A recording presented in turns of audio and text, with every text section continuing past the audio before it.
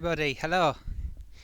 Right, this is just starting up. We're not going yet, but the program is now firing up. Oh, look, my levels are very low. Oh. Hello, can you hear me okay? Is the question. Oh, look, that preview's not working, right. The audience will see it in a moment. Oh, nice, okay. So, I'm just... Oh, I can see the test card has just appeared, so that's the delay. Okay, bear with me everybody, we're just getting fired up here. Getting fired up and making sure we're ready to roll for this. What an exciting program we have, because this is an all new experience. Yes. He says as he frantically tries to get everything ready. Oh, it's a tricky business this. Right, the sound is too low. Adjusting sound settings now. Do. How many have we got? Got 3 people viewing already. Hello, 3 people. We're just doing our usual startup procedure, so please bear with me. Hopefully you can all hear me okay. Trying out a few new things today, and of course there's some exciting things happening. Let's see. Oh, maybe that's why we've got a problem. Hang on.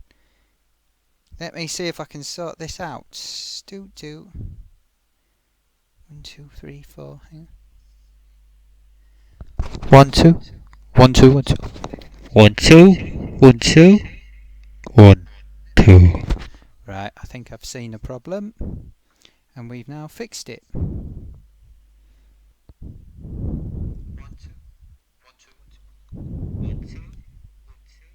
I hope you're... how many got? 5. Hello, all 5 of you. Bear with me for just 1 moment. I'm having some slight issues, technically, which we are ironing out, and then we'll be coming off of the test card and going into the proper program. That's right. Oh no, I can hear sound coming from everywhere. Switch that off. There we go. Oh no, wrong thing. That's right. Recording. Properties. Oh no, that all looks okay. Hello. Oh yeah, it's a funny meter on that. Okay. Right then. Push that up. Hello, 1, 2. 1, 2. 1, 2. 1, 2. Can everybody hear me okay? Hello? Don't know. Alright, well, we'll just have to push on. Right. Close that. Right, okay, on to the next stage of program startup. Here we go. There you go. That means we're starting up the, whatchamacallit? The thing starting. Oh. Okay. Oh, my logo's in a funny place. Yes, program starting. Oh, hang on, put it onto the highlights thing. Now we stick all the highlights on after the program is completed. Why don't I tip that up the other way, and then we can do that. Everything is planned to the nth degree on this program, no question about it.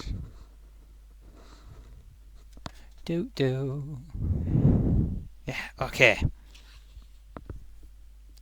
I think we're just about ready to roll here.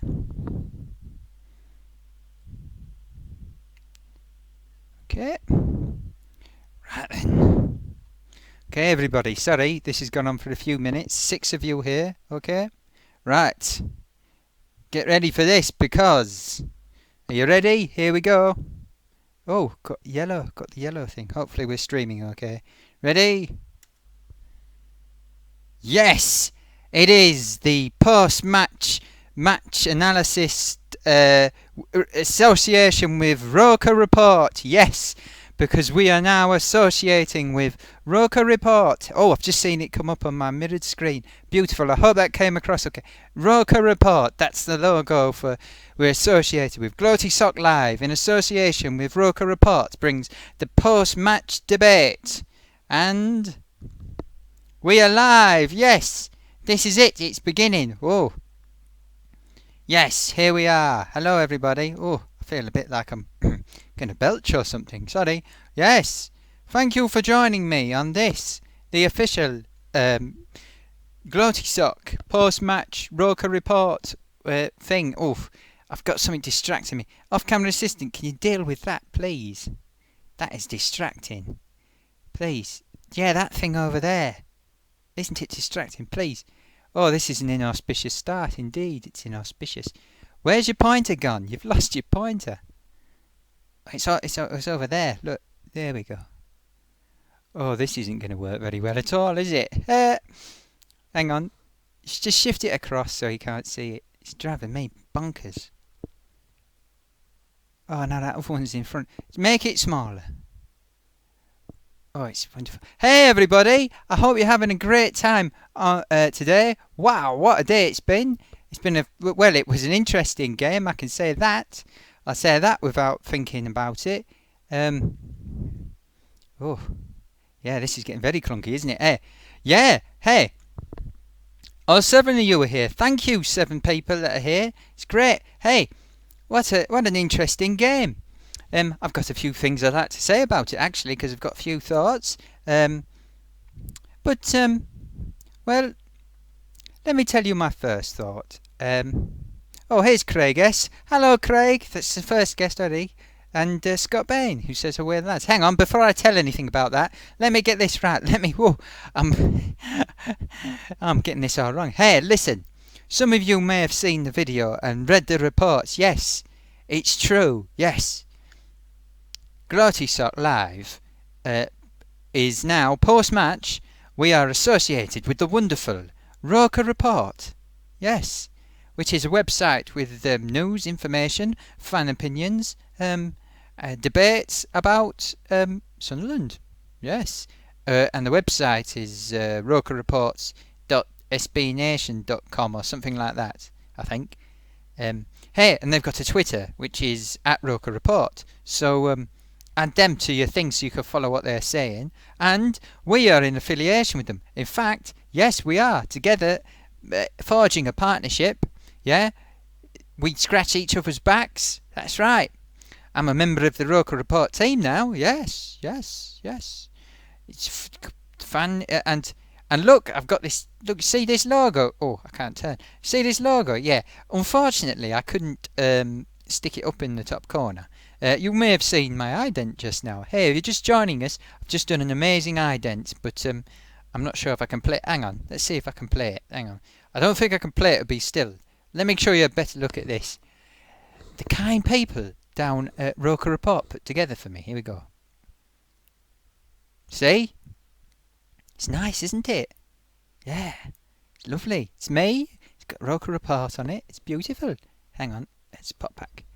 Yeah. So, yeah, that's right. So it's Roker Report. So pre-match we'll be doing previews, and post-match this is a debate. Yeah, that's right. It's a debate. So, and oh yeah, so I couldn't superimpose it, unfortunately.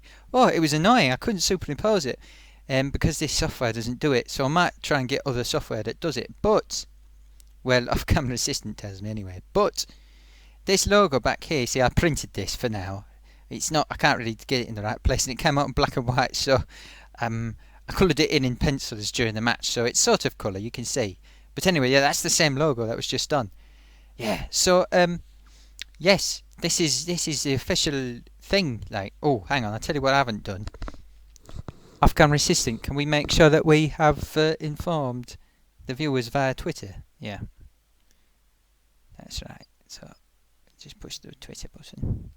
Can you just... Oh, I've got 5 notifications. Let's have a look. Maybe these are people comments.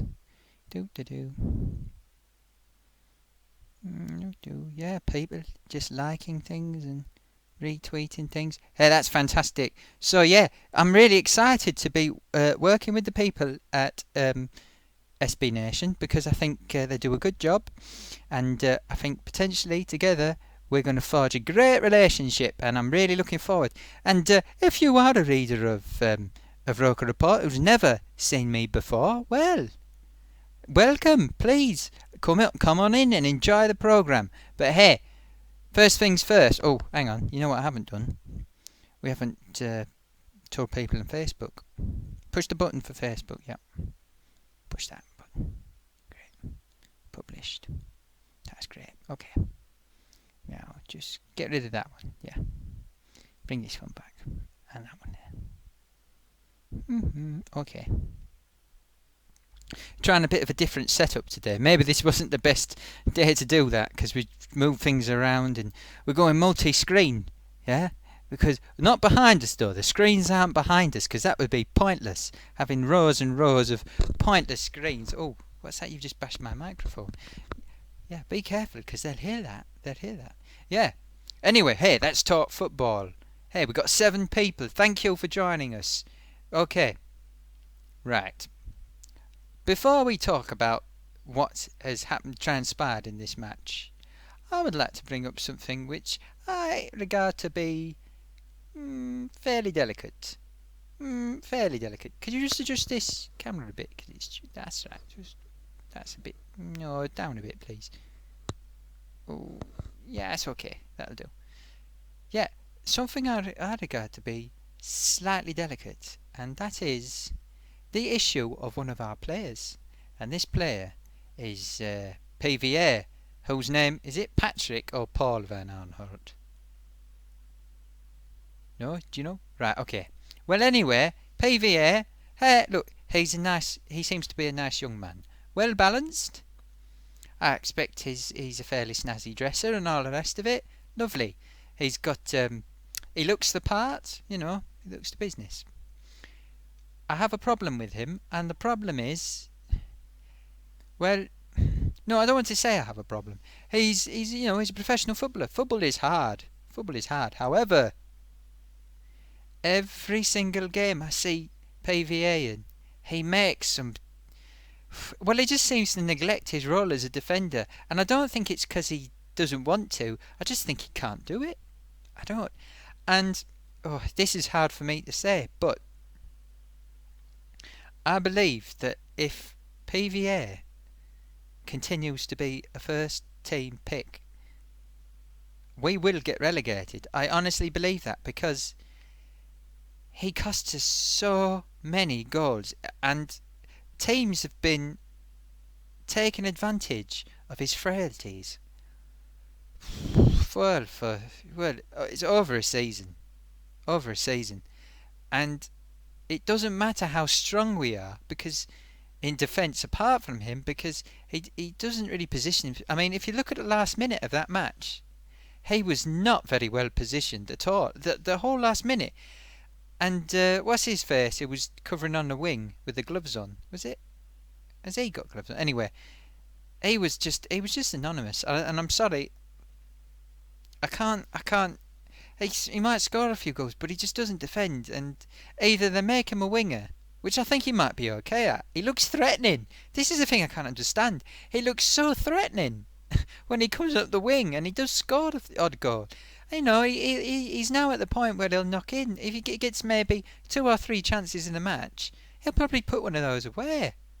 But then he gives away, he must have given away 20 goals at the other end. So I think he needs to either be made a winger and get a proper left back, whoever it is, put a proper left back in, or we just need to drop him, altogether. And I honestly believe that, and I think it's time that we really, did something about this. And I don't understand why we're not doing anything about it. My chin's falling off. Hang on a sec. So that's my first thing to think about. Thank you, off-camera assistant, for sorting it out. Okay, now I've got the second thing, and this may be slightly controversial, just slightly. That game today, something happened. 77th minute, half of the Liverpool fans got up and toddled off out because they're complaining about tickets. Now, we were 2-0 down at that point, and they got up. It looked like they went, oh, that's it, we're all finished for today, time to go home. Oh, it's a 2-0, ha ha, and off they went. We'll make our point now by going. Off they went. I think from the moment the Liverpool fans walked out, Liverpool went to pieces. They just stopped playing. So I think I am laying the blame fairly and squarely for that draw that Liverpool have conceded to our benefit for one precious point. For us, 2 precious points lost for them. I blame wholeheartedly the Liverpool fans. I do. I think they are to blame. And I don't and they'll probably be phoning up on the radio stations. Maybe they'll come on here and say, you know, the way they talk. Well, I'm not going to do the voice. You know, they go a bit like that. They'll be like, well, no, that's a bit unfair. No, they'll be like, it wasn't fair to the referee. You know the way, you know, I'm not trying to take the mickey, but they do talk a bit like that. Because the Liverpool fans were revolting, I think they cost Liverpool the match. I did. I think it completely deflated them. And I think the fans should think about that. So before they start moaning about everything, maybe they should think about that. Oh, this eye's got a bit wonky. It's just been refitted. Can you fix that for me, please, off-camera assistant? Yeah. So, what's your opinion? I can't see any messages coming through yet. I've made a serious error with the way I'm working this today, so it's going to be tricky. But no, that's where I'm coming from. In fact, I wonder if Roker Report has got any opinions on this. I'm going to have a look and see what they've published. If I can get my pointer back. This is very difficult. Where is my pointer? Oh, hang on. Here we go. Right. Tabletop 581 is in here. This is never seen Tabletop 581 before. Thank you, Tabletop 581, for joining us. Fantastic. What have you got to say? You say, the game did seem to change in 77 minutes when the fans worked out. It's not controversial to say that. Thank you. Thank you. Yes. Well, we got one in agreement here. Yeah, even and Tabletop 581. He must be in Ireland or somewhere else outside of United Kingdom, as in Ira, because he seems to have watched it on the TV. He says, yeah, even the TV match commentators said that. Yes. Well, they must have done wherever they were commentating where you watched. Yeah, I think it was a terrible, terrible thing to do. I mean, and I think that, and I don't reserve that judgment just for Liverpool, because, hey, look, I'm not ever going to criticise Sunderland fans for getting up and walking out, because or people actually go to matches, because I don't actually get to the matches, but yeah, because because they're the dedicated fans that turn up, you see. But I do know, I think when Sunderland are losing, and we've had it a few times where lots of fans have walked out, I do think that our heads drop even further, and then we're doomed, you know. I think it hurts teams when fans walk out en masse. Tabletop 581 is he was able to watch the match, he or she, yeah, or whatever, because gender doesn't matter really for me. He or she, or in between, was watching from the USA in Charlotte, NC. What's NC? That must be a state of some kind. Charlotte, NC. Which one begins with N? Is that New York City? No, that New York City's a city. New York State. No, there isn't a New York State. Massachusetts. No, it's Massachusetts, isn't it? N. What would N be? I don't know what N would be. Who have we got? Oh, North Carolina. Oh, thank you, Craig S. Yes. And Craig S also says, must win next week, Gloaty. It's Man United next week, isn't it? Yeah, I think we are in a real spot. Really, I mean, I wish we had a solid left back. I really do, because match after match, every team knows they'll get a goal from us because of a left back. They know it. They really. To be honest, the best left back we've had all season is Billy Jones, and I think he's better as a left back than he is a right back. Oh, something just suddenly bit right into my throat. Don't know what that was. Yeah, for me, I would have Billy Jones at left back, and at right back I would have Yedlin.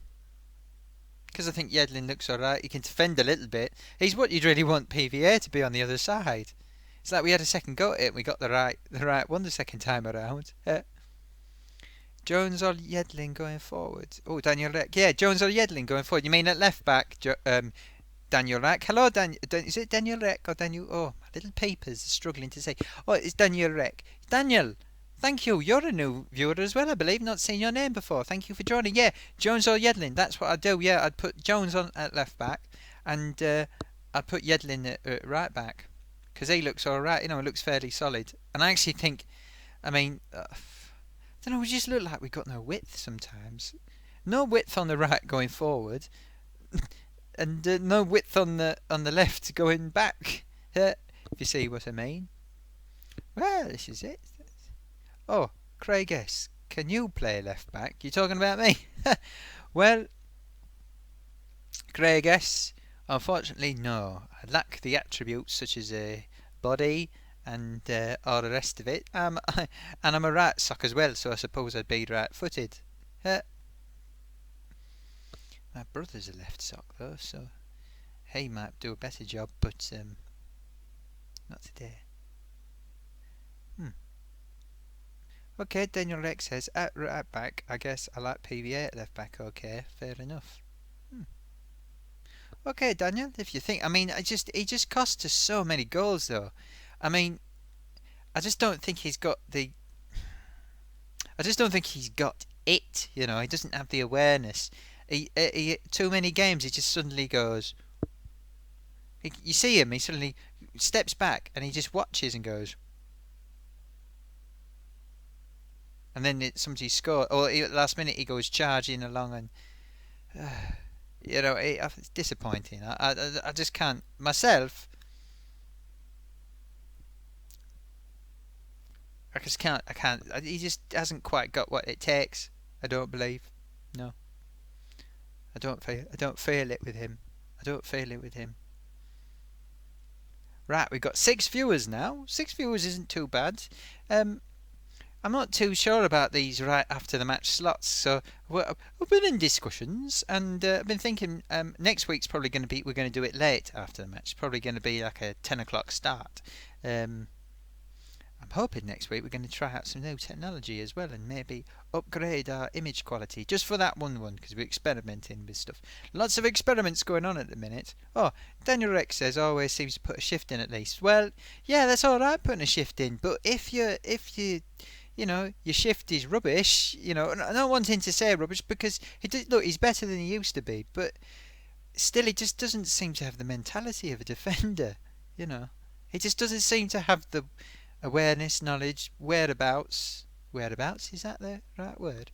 You know, he doesn't seem to have the full facility required. Oh, we're up to 12 viewers. Hey, everybody! The debate is going on. Look, we got 2 things. If you've just joined us, we've got 2 things, main things, right? This is what we're saying. PVA, we need. My assertion is we need to get either put him on the wing and remove him from defence, or just remove him from the entire squad and just put anyone that can defend at left back. Otherwise, we will get relegated. My other assertion is Liverpool's fans cost Liverpool the game. Yes, because they walked out in 77 minutes, and from that point, that was it. Finished. Done. Nothing. They were useless, really. They just completely lost all heart and were lost at sea. Walk on, walk on, walk on. Yeah, you know, that's what happened. And then we just came and walloped in 2 beautiful. Hey, now let's talk about the goals as well. They were crackers. Let's be honest, they were crackers. 2 absolutely stunning goals. And, hey, this might be controversial. Now, listen, everybody. We know there's things we can't really discuss about Johnson at the minute, because justice is taking its course. However, so I'm going to look at him in isolation, okay? Isolation. Now, I know a lot of people don't like Johnson. I know that. As a footballer, I'm talking about, just a footballer, okay? But, for me, Johnson, I remember when I first saw him on the TV playing, and I went, whoa, this is not for Sunderland, for whoever he was at Borough, wasn't it? Yeah, and I thought, whoa, now this lad is a football player.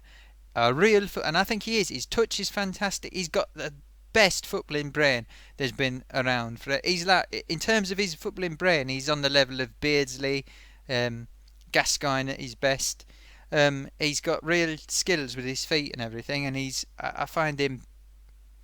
I just think he's a superb player, and that free kick today just shows what he's got. I think his performances are being affected because he's got a lot on his mind, um, but I think he is the. I think he's one of the best players in the Premiership in world football. He's just because his footballing brain is just so magnificent. So that's my opinion on him, and I know that's probably going to be controversial. Um, okay, we've got another comment here. I'm going to jump around the comments a bit here, but we've got Andrew Wade. Not seen you before, Andrew, so thank you so much for joining us. That's very kind of you to join us. Andrew Wade says he thinks that he thinks PVA might be better as an impact player for the last 30 minutes or so. That's an interesting one. Yeah, I think that's a good point. He could well be as a winger, not as a defender. He could be very threatening. Although ironically, I think he's one of the few players we got that look fit the whole way through a game. He's just equally. He just manages to position himself poorly. Yeah, it's an interesting prospect. I could see him coming on, being a super sub and banging in a goal. And I'm saying, right, just make the opportunities for him, because it's amazing how few people bother marking him on the left. Oh, I'll tell you something else I noticed. Liverpool seem to have straight away tried to sniff out, what's his face? Corner man. Was it? Who was the corner bloke who did them two last week that nearly scored? Kazri. Kazri, was he the corner boy? Yeah, I noticed they immediately, they must have studied us, and they were covering it off. Yeah, ongoing that conversation at PVA, Daniel Rack says, you mean in defence or as a winger? And Andrew Wade says is in defence. Impact player, I wouldn't put him anywhere near defence in the last 30 minutes. I've got to be honest, Andrew. Got to be honest, because he's a liability. You want someone who's absolutely robust going in defence. No, I wouldn't have him anywhere. The number of games he could cost us in the last few minutes, that'd be terrible. Thomas McKeown has just reminded me that it is Kaziri, whatever his name is. I get confused. I only have a very small brain because I'm a sock, you see. Okay, so Tabletop 581, one of our new visitors today. Thank you so much for participating in Tabletop 581. Says, I wonder if Kirchhoff will keep playing as a mumbled then, as a defensive midfielder. He didn't play great today, but better than Katz. When Larson comes back, someone has to make way. I think we miss Larson, actually. He's a great player, Larson. I do like Larson. But I think he's ever so slightly slowing down, but he's very resourceful. I think we miss him a lot. He's a good guy. Yeah, it's a good question. Kirchhoff, I'm still not convinced by him. I know everyone thinks he had a fantastic game last week. Me personally, I think I think he's yet to show his mettle, if that makes sense. I think he's yet to really show his cutting edge. I think but he's not doing any harm at the minute. He's making a positive contribution, but he's a long way off being a Paul Ince or David Batty, or he hasn't got that. What am I trying to get at? He hasn't got that cutting edge. Yeah, I already said cutting edge. Yeah, cutting edge is the word I'm thinking of. He hasn't got that cutting edge yet, but he will surely get it soon enough. Soon enough he'll get it, I'm sure. Hopefully. Right, have we got any more comments? I'm going to have a look and see if there's anything on that Roker report, if I can find my pointer. Where's the pointer? Oh, it's up there. Oh, move the pointer down. Off camera assistant. Have we got... Oh. Why didn't you get Roker report up before we started all this? Why have you got a page up about Julian Assange? That doesn't help us, does it? Roker report. Oh no. Oh, it's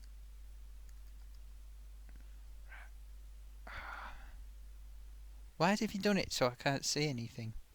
Oh, now see, look, now you've made me be a ventriloquist. I can't see what's going on. This is very confusing. Okay, match report. Hey, let's have a look and see what our friends at Roker reports. David McColgan, he's wrote a report. Let's have a see what he says. This is on our affiliate friends, partners, of which I am now a team member. Roker report, yes. We're going to have a quick flick through this article. Here we go. Liverpool 2 for Sunderland. Late fightback gives Black Cats improbable point. Yes. This is David McColgan, one of my fellow team members on... what's it called again? Roker Report. Yes.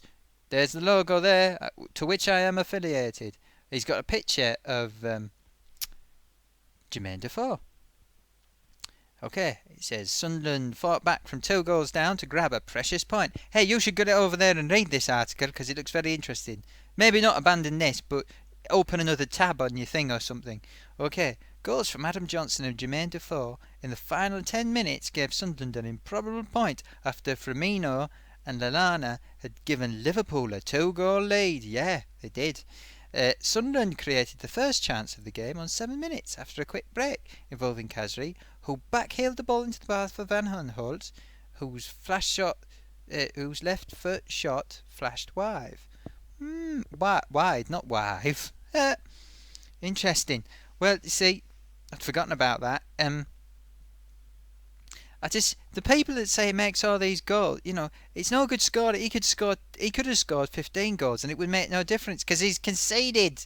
He's caused 20 goals to be conceded, Liverpool wasted a golden chance in 20 minutes when Kirchhoff lost the ball in dangerous area. Lana to play Marino in on goal, but Manone made up. Well, this is very interesting article. It's a bit too long for me to read all of it, but it's lots of detail. Sunderland should have undoubtedly equalised 67 minutes when Khazri played Van Aanholt in the one Dutchman shot in the side netting when he could have squared it for Defoe for a tap-in. Well, I wasn't even thinking of that. But what is he? A winger? A defender? He's not Gareth Bale, I know that for sure, so... Well, it looks like a good article, so check that out sometime. Hey, we've got some comments here. I'm just going to flick back to them. Might come back to that article in a bit. Right, Tabletop 581. I wonder if he's called Tabletop because he likes tabletop football, like Sabutio or something like that. Can't quite see his image here because my papers aren't so good. He says, I don't think Kirchhoff is 100% match fit and up to speed yet, so we've not seen the best of him. Well, he certainly wasn't 100% match fit in the first game he played. No, very disappointed with that one. Daniel X says, Kirchhoff made some defensive plays today, just needs to play with a bit more urgency when the possession changes. Hey, he put that lovely pass through though, didn't he? Created an opportunity, it was good. Andrew Wade then says, Bayern Munich must have seen something in him. I was impressed with him against Man City, and he looked comfortable in against a big team. Yeah, I think he did. But do you know what? Actually, I tell you who he reminds me of. That what's his name? Ovi Tovi Island. Yeah, he's a little bit like that because he sort of just looks a little bit sort of. Oh, he's a bit. What am I doing here? But he's a bit better on the ball than him. Lee Dunn says we will stay up. I'm not sure. I do think we have to drop PVA to stay up. At least drop him from defence. Stick him on a wing, whatever. But I'm not sure, Lee. I'm really not sure. I think we're in a bit of trouble. Black Cat Gaming says, Hi Gloaty. How did the job interview go? Well, hello Black Cat Gaming. Thank you. Nice to see you back again. It's nice to see you as well, Lee Dunn. It's nice to see you back again. Well, the interview was a little bit disappointing. I went in with my red hat and it turned out that they said I interviewed very, very well, but they didn't think I knew enough. But they didn't really ask me anything, so I don't know how they know that. But anyway, The wolf is a little bit closer to the door, but I'm soldiering on. Oh, sorry. No, I'm just. But thank you for asking, Black Hat Gaming. But I misread Lee Dunn. Yeah, Lee Dunn. He said, "Will we stay up?" Not, "We will stay up." Oh, that's me going a little bit dyslexic there. Yeah, I mean, do you think we will? And this is it, Lee. I think with Van Aanholt at the back, we're going to keep dropping points. We have no need to drop. He's a guaranteed liability for me. Any game where he doesn't give away a couple of points at least is just pure luck. He's consistently not able to manage positioning himself in our defence correctly. So personally, I think we need to drop him from defence in order to stay up. Is my opinion. It's my opinion. It might be controversial, so I apologise if people take that to heart, but that is honestly what I think.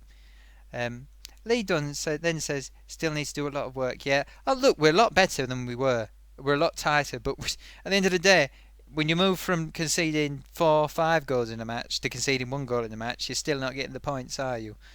So today we managed to get a point, but still we have not fixed the. They're definitely coaching him. They're coaching Van Aanholt. He's getting better, but he's just not good enough. He's got such a way to come back from. So I'd put someone in who has the rudiments of defending myself. Black Cat Gaming says, sorry to hear that about my job interview, Gloaty. Always next time. Yeah, there is if the wolf doesn't get in and eat us, but we just have to keep a lookout for that wolf. Tabletop 5 out 1 says, sorry Lee, I think we're down. In the past few seasons we've only had to rely on three more teams being more rubbish than we are. This season they're not. Yeah, but I actually think we are one of the better teams. I've had this theory for the whole season that we're always consistently 5% worse than whoever we're playing. You get the odd game where we're 5% worse and we might lose 8-0, but we're still only 5% worse. Today it was a case of where I think we were probably, well, maybe 2 or 3% worse, and we just got lucky. Really, it just came together. Just so lucky that all the fans walked out and destroyed their concentration. Like mine just went. Black Cat Gaming. Oh, hang on. Where are we? Oh, Thomas McKeon. Hello, Thomas. Thank you. Oh no, yes, I've already said hello to you. If you would drop PVA, he says, what would your back four be? Well, what we had today. But with Yedlin, I'd probably put Billy Jones at left back because he looks better at left back than right back, and Yedlin at right back, and just keep the rest the same. Be my choice. Lee Dunn says, agree. Table needed a right back and maybe left back to push PVA up. Agree, Table. That must be an autocorrect that's gone wrong. Agree, something like that. Needed a right back and maybe a left back to push PVA up. Yeah, I think we need. Oh, sorry, just slipped then. I think, yeah, we do need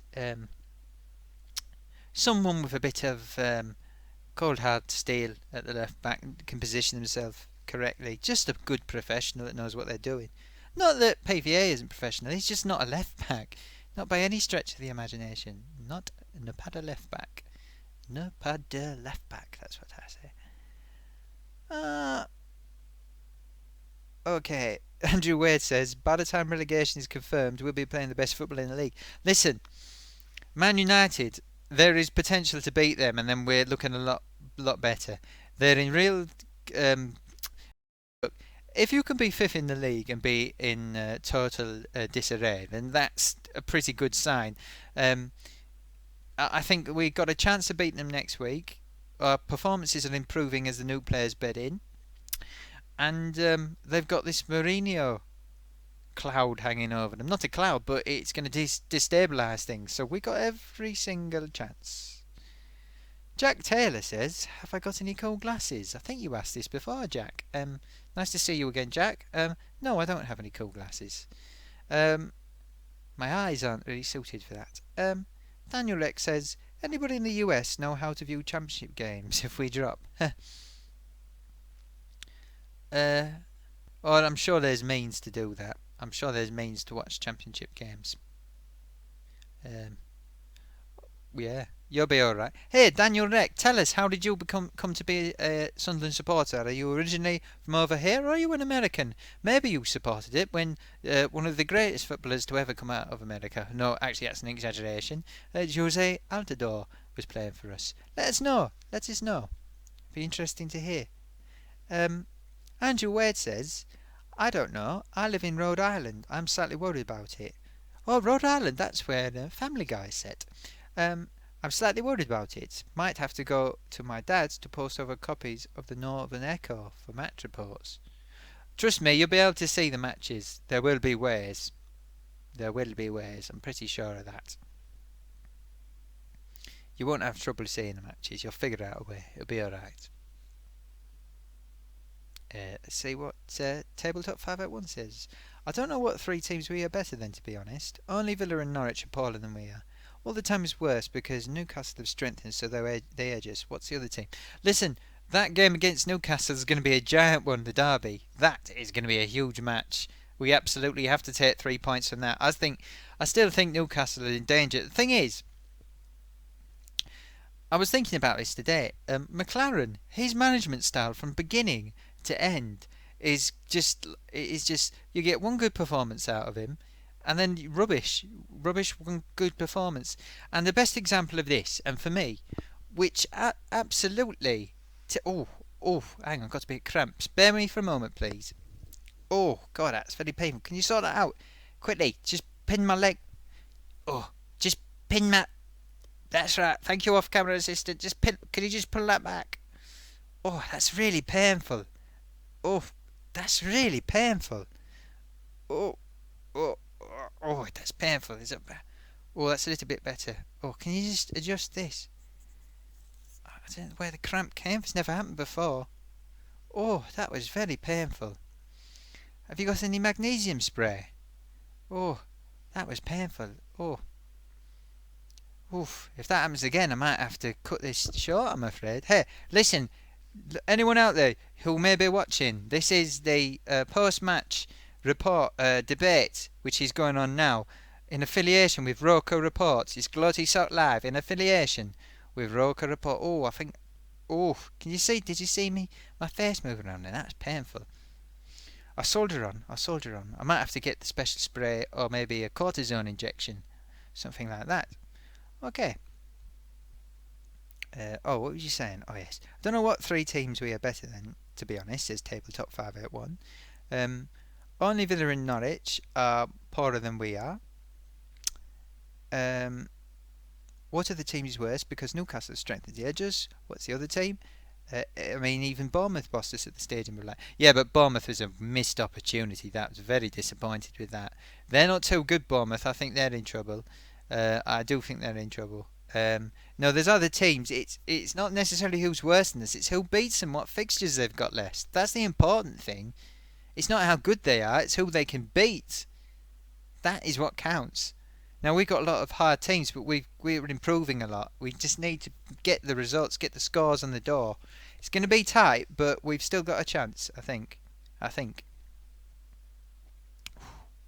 Oh, that was painful, that thing that happened. Oh, we've dropped to 6. Load of people got fed up and have cleared off. Fair enough.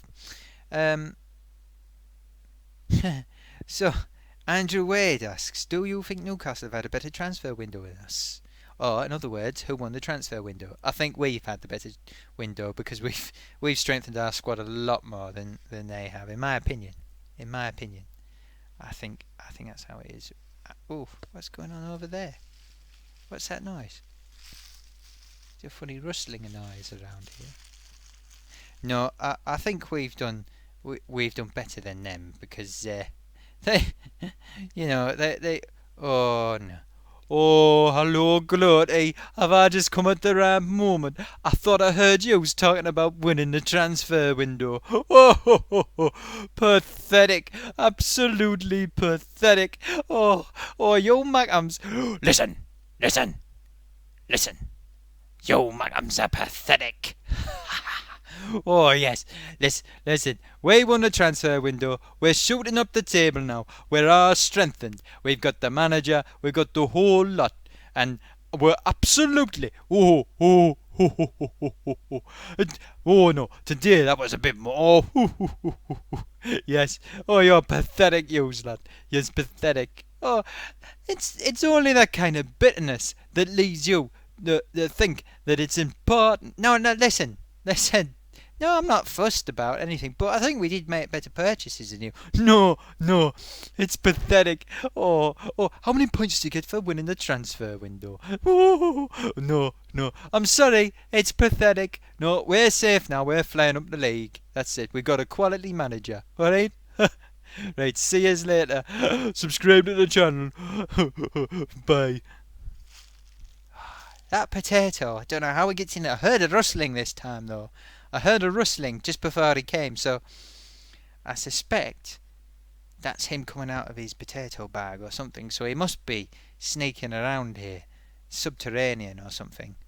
Anyway, as I was saying, yeah, that McLaren, he even like when he was at Middlesbrough, the best example is when he was in Europe and they got to the what was it, UEFA Cup final or something. They had a run where they played one game, lose 4-0. Next game, come back and they'd win 5-0. You know, get through by one goal, get through on penalties or something. Up and down, up and down, up and down. So I think I'm not convinced. I think they could still go on another bad run.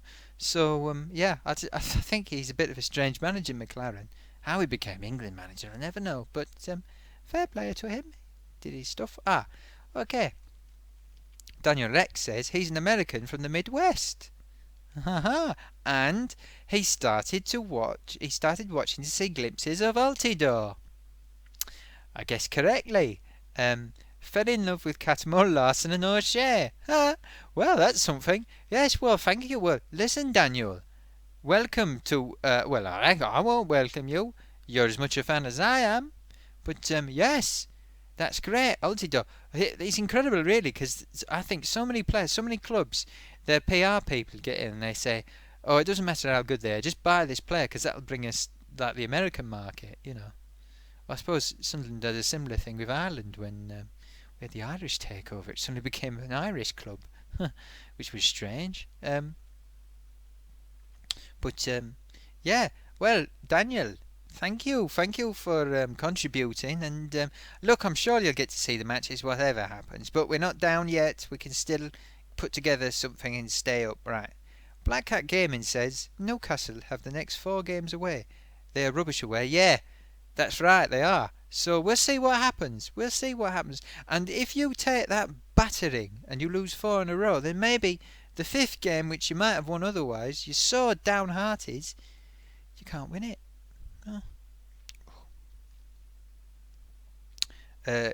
Black Cat Gaming says we need to grab points at the end of the season because we play more teams around us. Yeah, at least we start to win a few 6-pointers. Still think that the Bournemouth match was a massive missed opportunity. Right, we've got 7 viewers at the minute. That's not too bad. 7 viewers.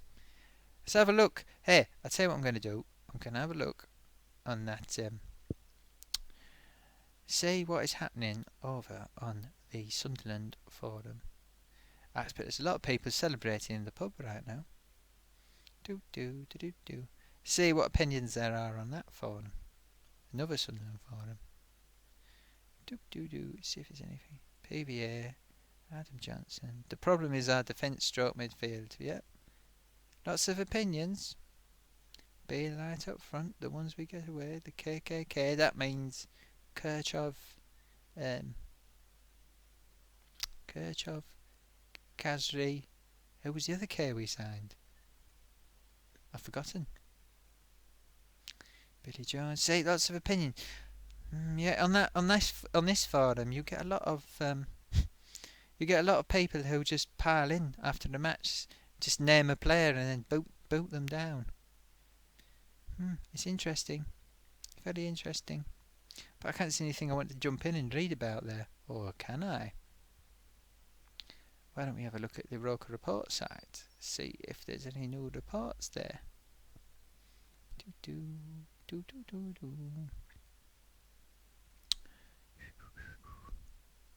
Just having a look, see what people say. Here's the match reports. Just having a look at this. Oh, hello. There's a link to us. Post-match debate with Gloatysock. That's us. That's us. Oh, and next to it's my pre-match report. Front page, Roker report. Who would have thought it? Little old me on the front page of Roker report. I saw a thread about me on the front page of Ready to Go as well. Yes. Do.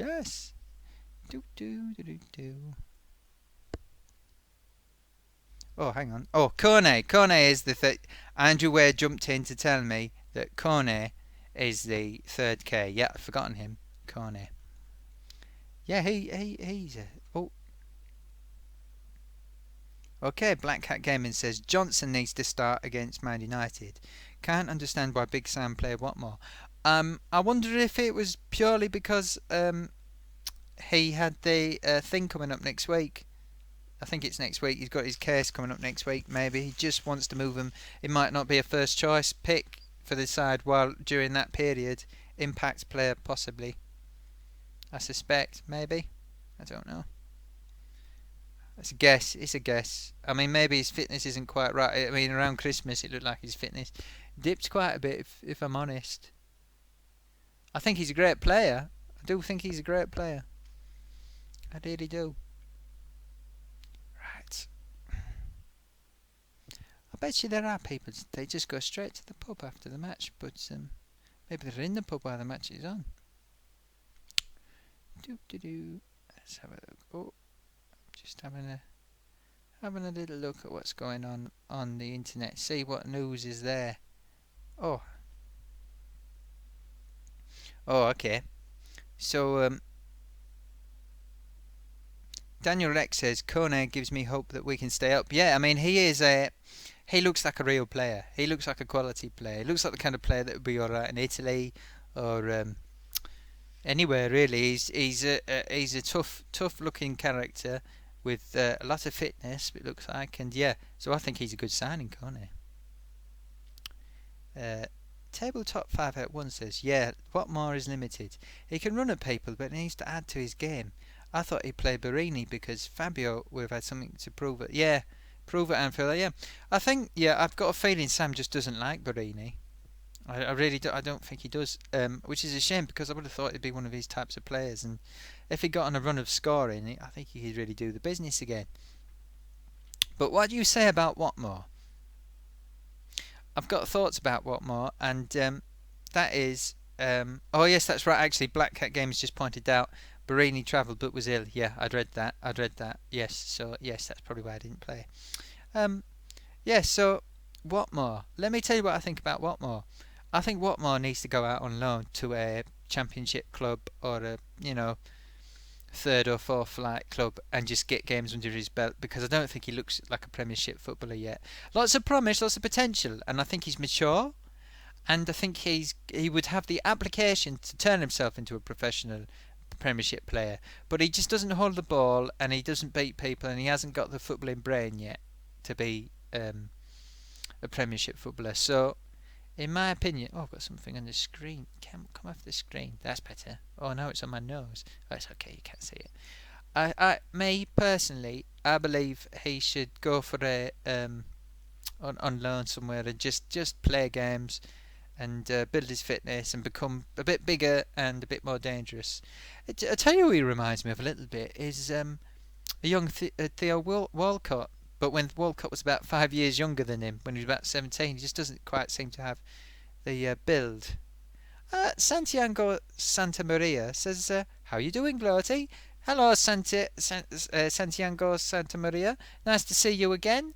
I'm fine, thank you. I hope that you're well. I hope you're well over in, was it Seville that you're in? Hope you're having a nice time over there, and I hope the oranges are okay. Leadon says, do you think Kazri or any other new boys will leave? I hope not. If we get relegated, Leadon. But I don't even want to think about that. We're in the funny farm then. I don't think they'll want to stay, I know that. But it would be pretty... I mean, basically the whole squad's a clear out, I think, if that happens. We might keep Catamol. maybe O'Shea would hang up his boots at that point. I think the Championship would be a bit too physical for him. Black Cat Gaming says Watmore played for the under-21s on Friday night. Yeah.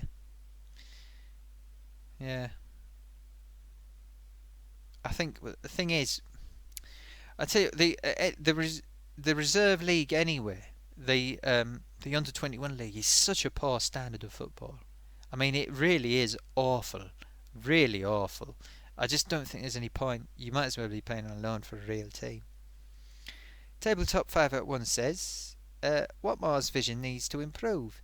Hayde runs with his head down. Reminds me of Craig Gardner in that way. Yeah, I know. I think vision. You're right. It is vision. I think he looks, but he doesn't see. If you see what I mean. He doesn't, and he misses. He just doesn't seem to have that timing.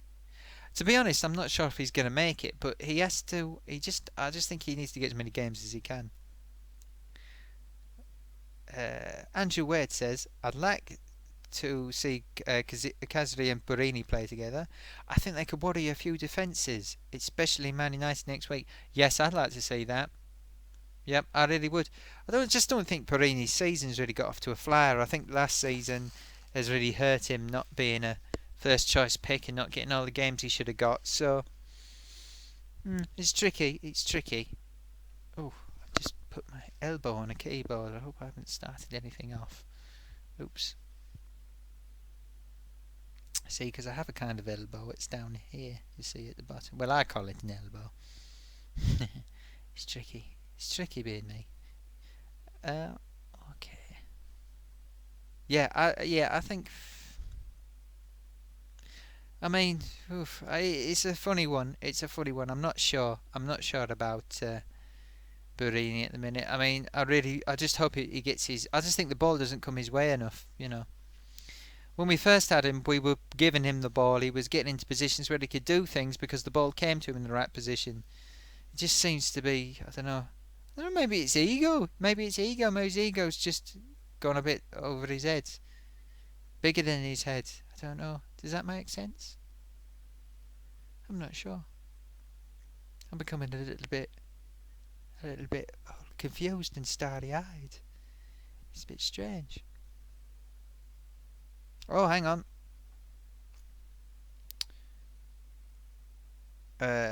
Okay. Black Cat Gaming says Borini's got nothing to prove with us. The fans see him as a legend from the loan spell. Yeah, I think that's true. I don't think he's got anything to prove. I think it is literally just he doesn't get quite had the opportunities to do what we know he can do, because he is a good finisher. And he's always just a metre or two off, or he's not getting the ball when he should do. It's quite frustrating, really. Oof, can you hear that? Wow. Wind blowing outside this property. It's very strong. It's still blowing. Oh. It's a good job I've got my special green cable that I found downstairs. It plugs the internet in, because I'd be worried. Hey, those of you who have just joined us, we are on Roker Report affiliated with Gloatysock Live on YouTube, official Gloatysock Live post-match debate, which is really ploughing on. Yes, it's going well so far, very well.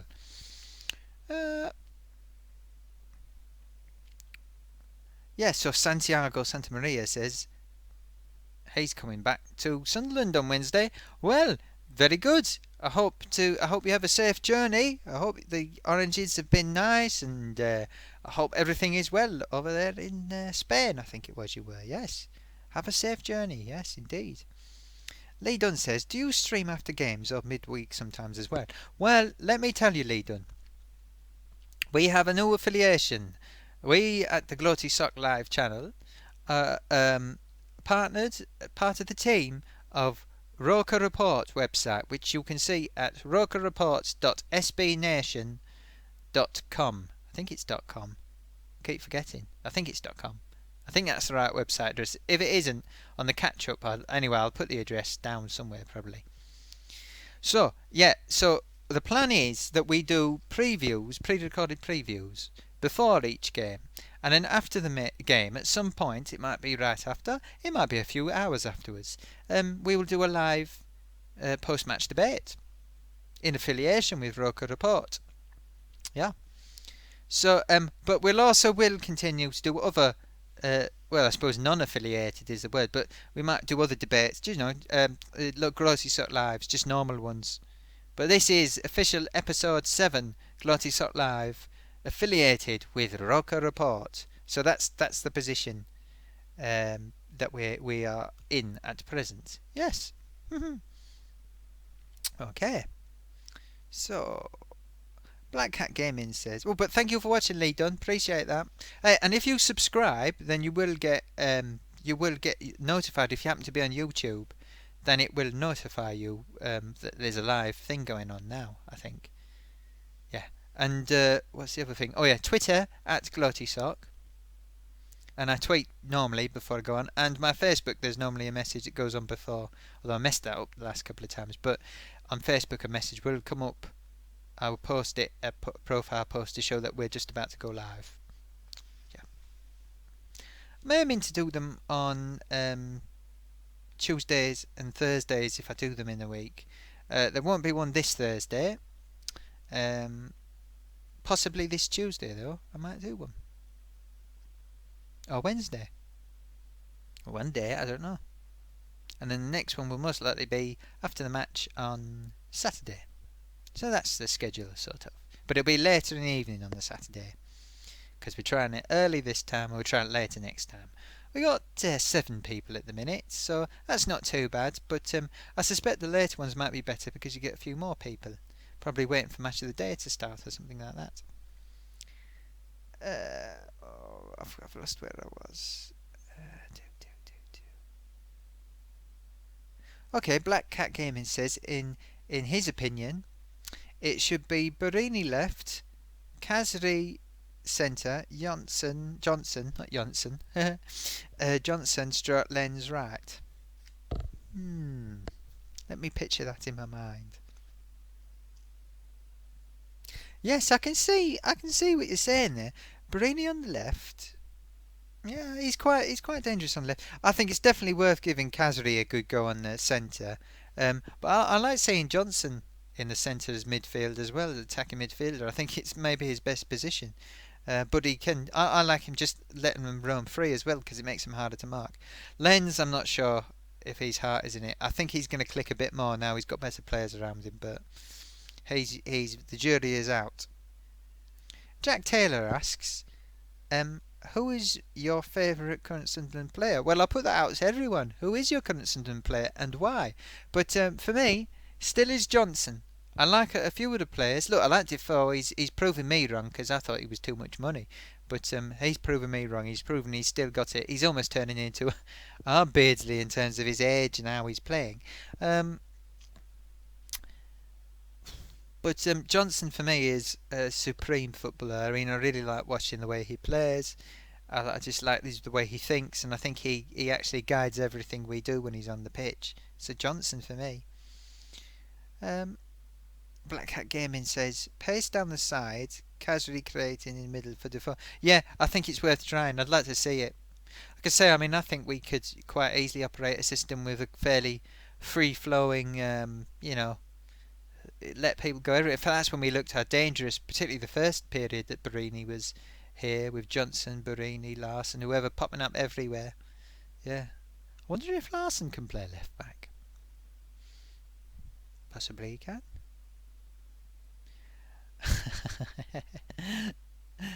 Thomas McKeown says his favourite player is Kone, simply for that challenge on Yaya Toure on Tuesday. Yeah, it was good. Unfortunately, though, it didn't get us the points, did it? But still. Yeah, Kone. Black Cat Gaming says Kone really messed with Toure. Laugh out loud. Yeah, he did. He really put a number on him. So it shows, quality player. Very, very quality player. Jack Taylor says Larson for his eyes. He must be fond of Larson. Yeah. Jack, that's fair enough. I think he's we do have some very handsome players on our side. Let's think. I mean, we've got we've got a lot of people that are quite handsome. So, Santiago Santa Maria says he's off to watch Betis versus the Valencia on Sunday, and he'll wear his Sunderland shirt if he remembers. Yeah, don't forget, put your Sunderland shirt on. Very soon, you may well be able to wear your Gloatysock shirt. Yes, because we're working on that. I know a few people have been asking me. Working on that. I've got my man on that, and I'll tell you all about him when we're ready to go with that. Because got a top quality designer working on that. Commissioned to do that job for us. Okay, so Lee Dunn says Defoe is his favourite, as he's the only proven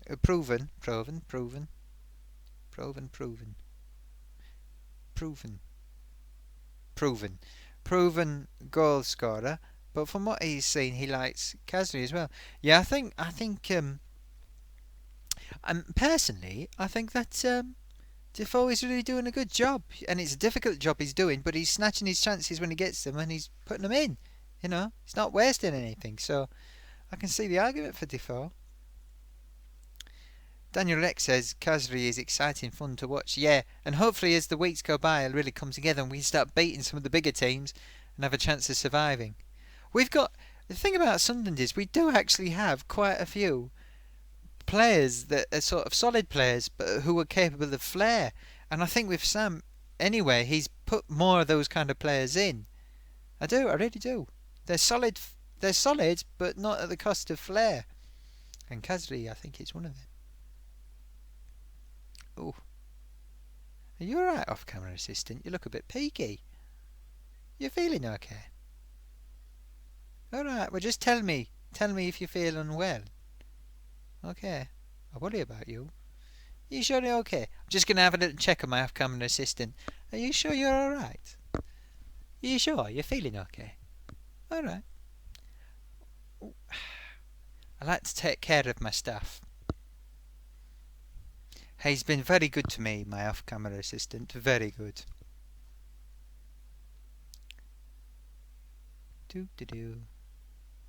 So, Black Cat Gaming says, speaking about Real Betis, Gloaty, what if big Alfred Ndiaye stayed with Kone playing behind him?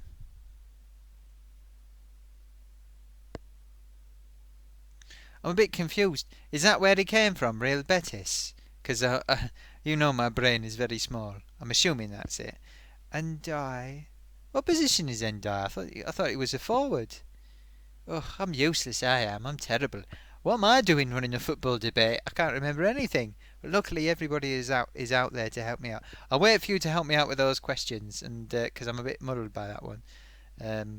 Jack Taylor says, if we survive, who would you sign? Well, I'd sign a left back. That would be my priority. Left back and a right back. And another striker. I tell you what, I just do not know why we didn't sign Charlie Austin. I do not know. We should have thrown everything to get Charlie Austin. I really wish we signed him ages ago. Yeah, Santiago Santamaria. I know he plays for us, but I don't know what position. I don't really see. Speaking of Real Betis, I didn't see how that was relevant. I got confused. I don't know. Maybe I just don't understand. Maybe I'm not clever enough. I don't follow the question, you see. Oh, sore throat here. Let's just have a look, see what's going on. Is there any news?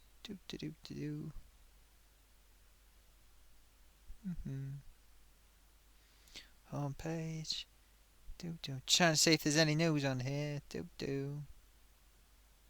Hey, if you don't have me on your Twitter, I'm at Gloatysock. So just add it in and then you'll get an update as soon as we go live again. And don't forget to subscribe to the official YouTube channel of Gloatysock. And also, don't forget to check out Roker Report. Yes, you can Google them, or I think... Oh, look at my chin, it's all gone funny. Is that better? Oh, no, I don't know. How about that? I don't want to frighten anyone. Oh yeah, Roker Report, which is rokerreport.sbnation. Maybe it's .net, I don't know. Oh, I better check because I've been sending people to the wrong place. Where is it? Where's it gone? Oh, you've lost the pointer again. Just keep moving the pointer. There you go. Yeah, move that down. Just checking the website name for Roker Report. It is .com, yes. rokerreport.sbnation.com. Yeah. Oof. Right, well. Some more comments here.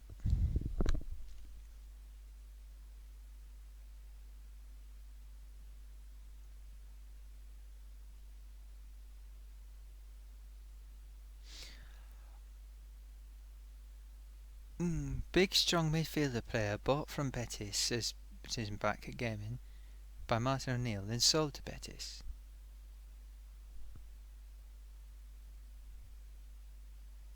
I don't know. I'm struggling. I'm sorry. I'm really sorry, Black Cat Gaming. I'm just, I try my best, but I just think I'm having a blank spot there. I had no understanding of your question. I'm very confused. Very confused. Very confused. Lee Dunn says, 4 million for Austin is a bargain. Yeah, I think it's a very big bargain, to be honest. Oh, I just don't get it. If there must be people who just know something about him. I don't know.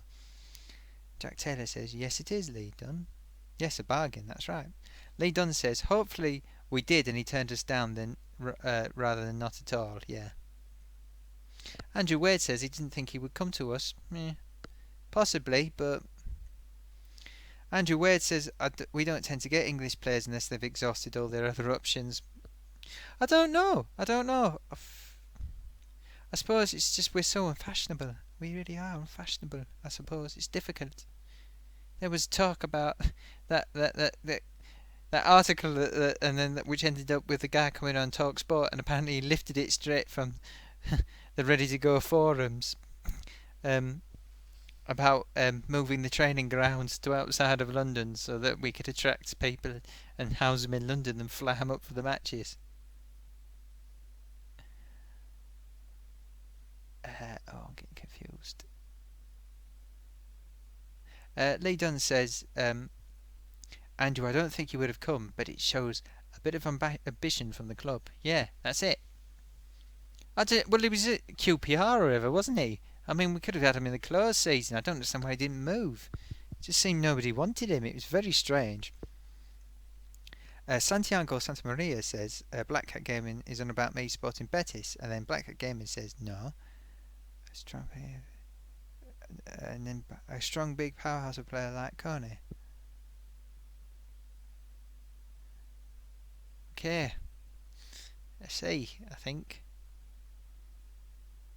Sorry, Black Cat Gaming. I think. Do you know occasionally there's that dark spots in your mind where things just don't come through, and that question's just like a dark spot in front of it, and I just can't work out any of it. I just can't make out head nor tail of it. Like I can't do long division either.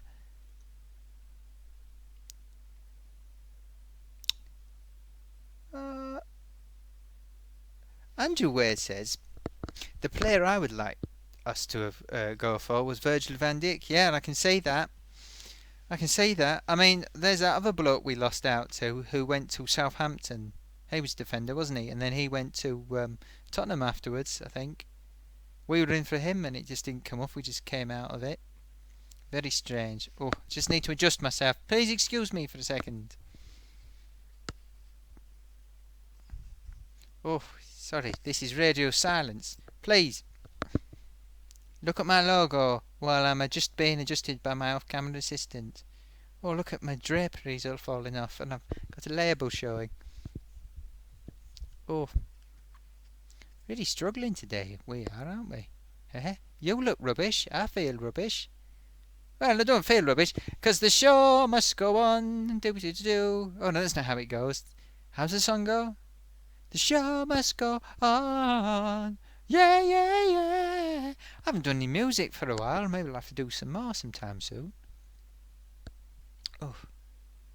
Oh, it's Cal. Hello, Cal. Nice to see you.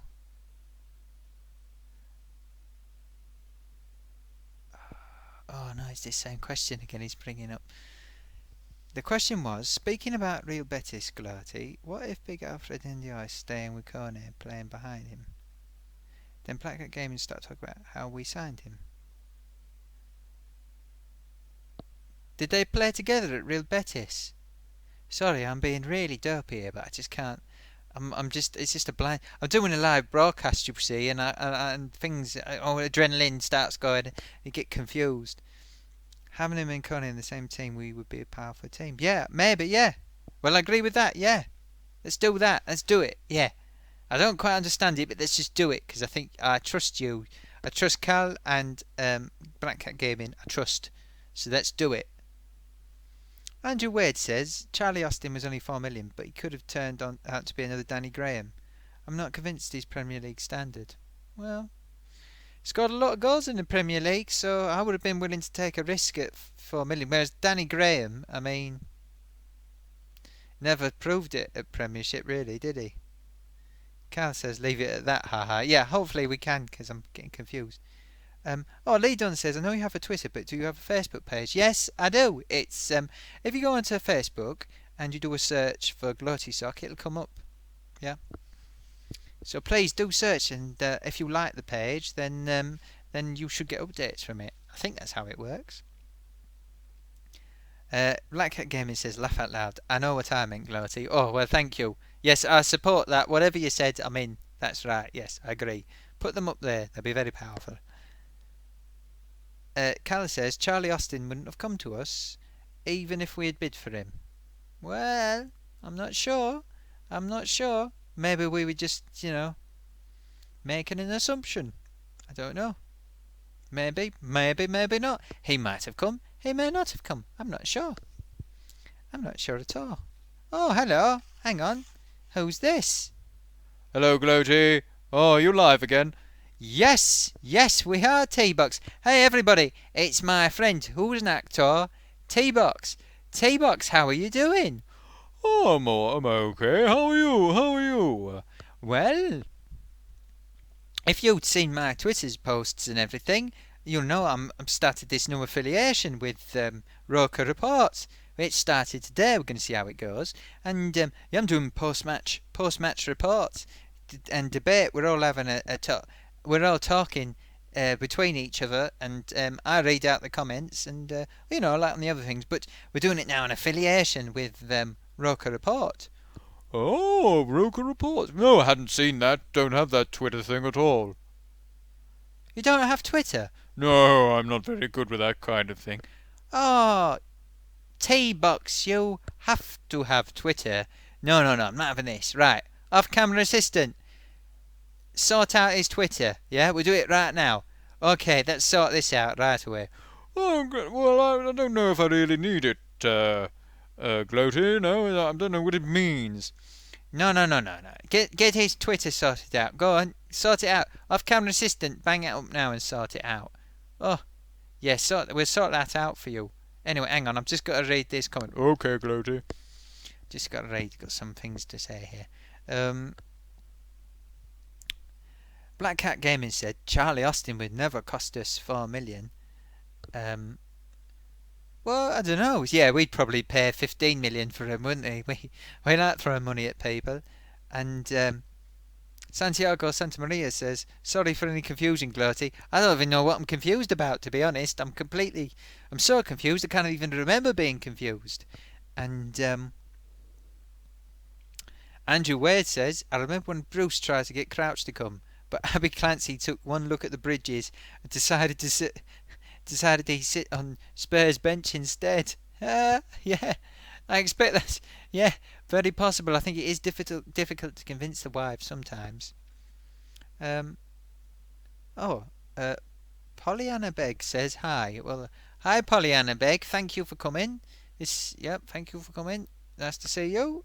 And Lips Candy Cutie Productions says hi sis. Must be talking to Pollyanna Begg. Anyway, yeah. Welcome to my channel. Nice to see you. Hello. Yes. Oh, what's that, off-camera assistant? Oh, T-Box. Your Twitter account is in the process of being set up. but we need to pick a Twitter handle. Yeah. So this is when people do the at whatever, they need to know what at thing to put after the at. All right, okay. Can we not just do T-box? Oh, it's taken. Just T-box is taken. So what do you want? I'll have a think about that. Oh, okay, right. No worries. Have a think about it. Okay, have a think. Right, I'm just having a look here. Okay, Pollyanna Begg says thanks. That's probably thanks for me saying hello. And then she says, oh, I'm assuming it's a she. Says, can you say hi to Sharon? Hi Sharon. Hope you're well and everything. Thanks for coming. And Lips Candy Cutie says, Gloaty Productions, that is, says, Gloaty, please say my name. Well, I've just said it. So I hope you're doing well, and I hope you enjoy this live debate cast thing. Yes.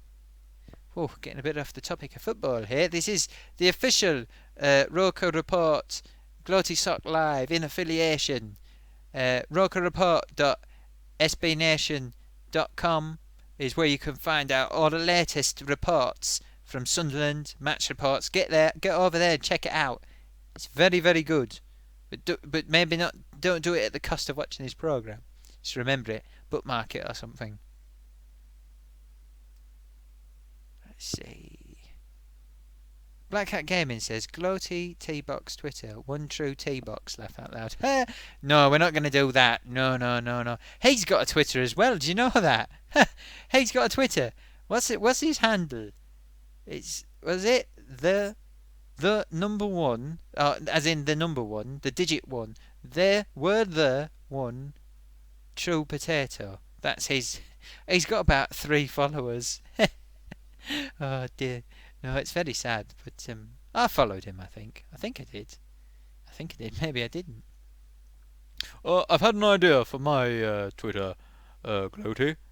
Right, okay, what are you going to have? Well, I thought maybe something with a bit of acting vibe to it. How about, to be or not T-box? That's quite good, yeah. To be or not T-box. Yeah. Yeah, it's a bit of a tongue twister. Yeah, can you sort that out, off-camera assistant? Okay, thank you. Hey, yeah, we'll get that sorted out for you. What's that? Have you got a photo?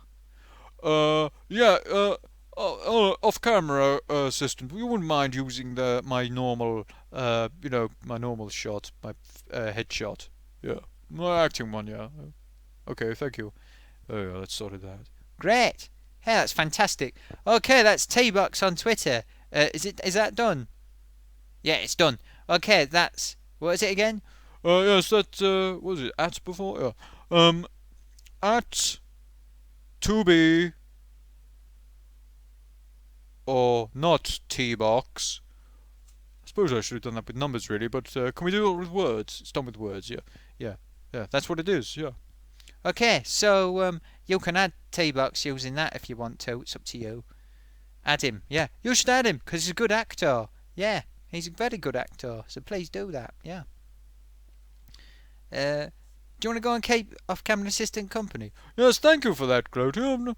Maybe that'll be a new way to speak to some of my, I would say fans, but people interested in what I do. Anyway, keep them up to date with where I am. I'll just go over and keep off-camera assistant company and have a look at this Twitter and see what kind of things happen on it. Okay, I don't really understand the concept, so we'll give it a go. Yes, thank you, T-Box. Well, that's one little job done. Okay, hey, what's going on here? Right, Lee Dunn's asking the question everyone's thinking about. Do you think Leicester will win the league after today's result? That's what everyone says every single week when they win the league. Hey, look, they're a great team. Now, I think the thing people forget. Do you remember what an absolutely horrific, terrible close season they had? People forget there was a big scandal around Leicester. Big scandal. Who would have thought? But yeah, fantastic management, fantastic team. They're where they should be. They're entirely deserved. Their performances have been outstanding. Vardy is he's the kind of striker we had in the Premiership. Well, 20 years ago, he's one of those players that have just all come together. A bit like Tony Yeboah got to his best when he was about 28, 29. George Weah got to his best when he was about 28, 29. He's in that sort of category. And actually, you look at the shape of his body. I know he's very different because he's not from Africa and everything. He's not got that lineage because they were quite hefty guys. But he's got that kind of look of him, that kind of shape, limb shape and everything. He's just that guy. Everything seems to come together, and he's absolutely outstanding. And the team is made up of great players. And it started from last season with Pearson when they suddenly made the comeback, when they looked doomed to relegation. Suddenly they just kicked on. And even with the management change, they've still kept going. I mean, yeah, and I really hope they win the league. I really do. I think it's going to be great for the league. I think it's going to put us in a position where we can really move forward as a league and stop the domination of these big teams. I want to see the Norwich. I want to see the Watfords. I want to see the Bournemouths have a chance to dislodge these horrible behemoths. And I don't want to be cruel about it, but some of these clubs are there just because of money. Just because of money. The only ones that have done it on merit that are up there are Man United and Arsenal. And even with Man United, they just happened to be there at the time that the Premiership came through and had a very good manager who took full advantage of it. But when the Premiership came and all the money came, they were cemented at the top. And the rest have just done it through ploughing money into the club. And I think it is time, I really do think it's time for real football teams that can attract decent players, hold on to them, and get rid of this thing like when we lost Henderson to Liverpool and people say it's a foregone conclusion. No, it shouldn't be a foregone conclusion. Why should Liverpool take all the best players? Why should Chelsea take all the best players? Why should Arsenal take all the best players? Why should Man United take all the best players? Why should Man City take all the best players? No! Let clubs build themselves, be decent clubs, retain players, have the ability to do it, and make the league decent again. Make it about football, not who's put the most money into clubs. Make it the people that build the teams, and that's what Leicester have done. They've built a team. They've built a decent team, and don't let people snatch away their best players. Don't let them do it. We've seen signs of it happening with Southampton. Southampton looked like they could be a threat, and even though they had all of their best players bought at the end of that season, they still had a good season the next season. Well, that's the way it should be. That's the way it should be. Football should be like that. Not the rubbish we have at the minute with people ploughing millions and millions and millions into clubs. No, I don't want that. It's rubbish. It's rubbish. I want football to be about football. I want teams to benefit because of hard work, diligence. Not because somebody's emptied their pockets. Not because some Russian oligarch or some Arab or who comes from Arabia from somewhere, who's got tons of money, wants it to be a plaything. Football is a sport of people that enjoy football, and they spoil it when they put tons of money in. I want to see people do it on their merits. And if Sunderland had someone plough, we've got someone who's keeping the club afloat, but if we had someone who ploughed £1 billion into players, I wouldn't like it. I want us to do well on our merits. And everybody is forced into the same position where they have to buy players, tons of players, for stupid amounts of money. Stupid amounts of money. And then you get things like today with Liverpool, the players, the fans are walking out. It has cost them the game, and they've walked out because they're trying to take the money up on the tickets, and the money from the tickets doesn't even contribute. It doesn't make any difference to the funds. It doesn't matter because the players are on so much money. The money comes from elsewhere. The difference of money on the tickets is almost nothing. It doesn't pay the players' fees for a month. It's useless. But I'm a bit worked out. Oof, I'm a bit worked up about that. I'm getting fired up. It does annoy me. So yeah, I want Leicester to win. I want Leicester to win. Yes, I do. And I want them to wipe out wipe out all of this nonsense we've had for so long in football. It must end. It must end. Yeah, woof. Woof, went a bit off the deep end there. Okay, so Black Hat Gaming says, or milk 2 sugars. Don't know what that refers to. Sorry, I've lost you there. I forgot where we were. Daniel Rex says, if I come to visit Sunderland to take in a match someday, what else is there to do around the area? Well, good question. Well, there's lots of things. Beamish Museum, is that up that way? I think it is. Any recommendations? Hey, people, come and recommend. Lee Dunn says, go to the cinema. Could do. There's lots of castles and things around, I think. So long since I've been that way, actually. Only 5 minutes or so away from the stadium is the cinema. Yes, well, I suppose that could be one attraction. Craig S says, don't rule out Tottenham for winning the league. They could sneak in on Leicester. Yeah, every possibility. But again, I wouldn't be disappointed to see Tottenham because, I'd rather see Leicester, but I wouldn't mind Tottenham because they're doing it, that Kane, because of Kane, and Kane was a player they grew at home. They didn't snatch him from anywhere. Homegrown player, come from the academy. That's what it should be. And, to be honest, I've seen so many good players that have gone to academies, that have been at academies. Do you know what? I've just thought, just crossed my mind. I actually know one of the heads of the academy there, and I've got some dirt on him actually, but I can't repeat it. But I actually know the head of the academy, and I was about to say, I was just about to say, I've seen lots of players who've not had their opportunity because, or when I say I know one of the heads, so I'm not going to be explicit about who I know at the academy, but I was going to talk about decent players not getting an opportunity. This particular person was one of the main culprits, but I'm not going to go into detail, but seems to have mended his ways because Kane is a great player and he must have had a hand in his development.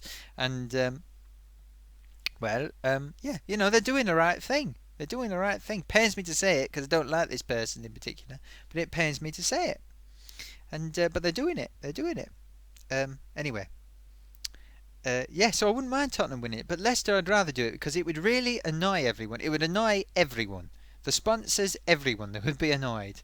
But then imagine what you're going to hear the next season. Oh, this great team, oh, the commentators are so boring because they have got no idea. They don't say anything original. It's just all the old cliches. When Sunderland play anyone, it's, oh, wait for this side to wallop this terrible side, the whole flipping game, and it annoys me. Oh, when it's two big sides, Liverpool versus Man City, oh, these two titans of the game, oh, they walk around, they can barely walk because they're such titans, blah, blah, blah. It's boring, just talk about the game. If you watch commentaries on games from the 70s or the 60s, they never talk this old rubbish. Never. They're very descriptive and sparse, and they do things they need to do. God, I'm getting really worked up today. Anyway. Yeah, Lee Dunn says, money speaks now. Look at China, for example. Money, money, money. Yeah, but look at the players they're buying. I mean, I'm not convinced. For me, China will never... they're trying to do it with the snooker. It's never going to happen. China is never, ever going to be the centre of great football. It's not. And it's essentially a corrupt country as well. I've said it. There you go. My belief is it is. By the way, this is Gloatysock Live. If you've just joined us, with me, Gloatysock, and in association with my friends at the team at Roker Report, of which I'm also a team. And you can get there at rokerreport.sbnation.com. It's got a match report on there. It's very worth reading, to be honest. What have we got next? What's he say? Money speaks. Yeah, China. It's incredible what's going on in China. Incredible. But what are they going to do? Who's going to? I mean, maybe that'll be the place where people end their careers, and the money is huge. But really, who's going to want to go to China? Who do they have the right ethos for football? I'm sorry, I don't believe it. You know, again, it's rich people's playthings, and in China they have a massive class of people who are stinking rich, and a large number of people easily enough to support a football league, easily enough because there's so many people in China. But it's an elite that you're playing for. It's not no way the man on the street. It is a very small elite of ultra rich people, and I think if you want to go and play in that kind of league, fine, go and do it. But it's never going to have the spirit of what football does at its best in, I don't think the spirit's that great at the minute in the UK or many other places, but for football, but it's still better than it'll be in China. Um, Santiago Santa Maria says it's the same in Spain, Gloaty. Yes, and I can believe it is. I can full well believe that it is. Yep, it's look. This Spain I find very troubling. I don't want to go off on the deep end again, but this is what I think about Spain, and I've alluded to this a couple of times. Right, Spain is a football league where the players seem to have a different biological makeup to most other players in football around the world. They suddenly went from being the almost haves to the haves in international football very quickly. They performed ridiculously physically with no real explanation. Then there was this chap who was giving more than multivitamins to a few cyclists, and he came out and there was this bunch of records, and apparently it would have caused shockwaves. They said there was a name of a tennis player and possibly footballers.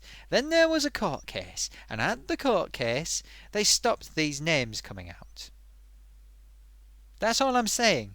But I just don't believe Spanish football. It's as simple as that. I don't believe it. So, money, yes, money there as well. Money, lots of money. I think things go on everywhere, but I just don't believe Spanish football. I don't. Daniel Rex says, a great soapboxing transition by Gloatysock. Well, thank you, Daniel. I just flipped my lid. It just went for it. Just went for it. That's all I can do. Oh, I've run out of questions. Have I rendered everyone silent by my rant? I'm sorry if I did. Hey, check out my logo. Hey, if you missed it, I'm going to pop up the logo again for my, because I like it so much. When they got me down at Roker Report, it might flip round because I haven't mastered it. See, look at that. That's my logo. Yes. If I leave it for long enough, it might zoom out again. Because it does like a... Oh, hang on. It's popped up on the other screen, my monitor. Because my monitor runs a few seconds behind what's actually happening. 16 viewers now. Oh, I thought it was going to zoom out again. Oh, well, you might catch it next week at the beginning of the programme. There I am. Hello. 13 viewers. Oh, people all disappeared. Came and they went and they conquered. Or something like that. I'm just talking rubbish. Whew, we've been going for 1 hour and 37 minutes and we have 13 viewers. Thank you everybody who's watching. It's so great. Thank you for everyone who's contributing. I appreciate it very much, because I did one programme after a match. We had one viewer for the whole thing and I carried it for 40 minutes and then I went, that was it, I was done, couldn't do any more. Oof. I wonder how our friends over on Sunderland forum are getting on. Let's see if we got anything interesting happening. I'm going to read a couple of posts, see if we can stoke a few more debates. Hey, but tell me what you think about money in football, and tell me, hey, does you out there watching, please let me know, do you think Leicester are going to win? Yeah? We've already had somebody say that they think Tottenham might creep up. Who was it who said that? Craig S said, yeah, good thinking, Craig S, possibly. But what do people think? Oh, Lee Dunn says, how long will you be recording for? I think it means how long am I going to be online for? Well, I'll be online as long as I can, I think, today. I'll probably manage another hour or so, I think. I don't want to promise. Oh, gone up to 23 viewers. All of a sudden, it's really flying up. Yeah. Oh, thank you, everyone who's joining. Thank you. Now, Craig S says, never comment much today because I've got man flu. Oh, I'm so sorry, but you might like to know that recent scientific evidence has proved that it is an actual real thing. Yes, it is. People said it was made up, but no, it's a real thing, man flu. If you've just joined us, this is the Gloatysock Live. Oh, I've just done this, but I'm going to do it again because we've had a big number of people. This is Gloatysock Live in association with Roker Report, for Roker Report, yes, which is, you can see at rokerreport.sbnation.net. They've got a good match report on there about today's game. And we're having a live debate about football and the match today. And we were just talking, I just had a bit of a rant, to be honest, about money in football and how I really, really, really want to see a Zigga Zigga. No, that was silly. I was doing a little Spice Girls thing. Really want to see Leicester win, like a lot of people, just because I want to obliterate. Oh, hello. What's this? There's a thread about me. All right, let's have a look. See what it says. Do do do. Yeah, I really want to see them obliterate the old thingy, the old vanguard of teams that are annoying me. Well, it's Who Are You 73 who started the thread on the SMB forum, and the first reply is from James93 SAFC. That, I guess, is the year of his birth, which would make him 23 this year. Happy birthday for this year when it comes. And he says, Gloatysock. Yeah, that's right. That's the kind of noise like Gideon, who is my friend from a panda. He's a pan-dimensional being. He calls me like Gloatysock. Do do do. Oh, GBSF SFC says, oh, something a bit rude. He doesn't seem to be a fan. Each to their own. Do do do. Oh, Fetch Fletch says, was funny before I knew he was related to Roker Report. Hey, listen, Fetch Fletch, thank you for viewing.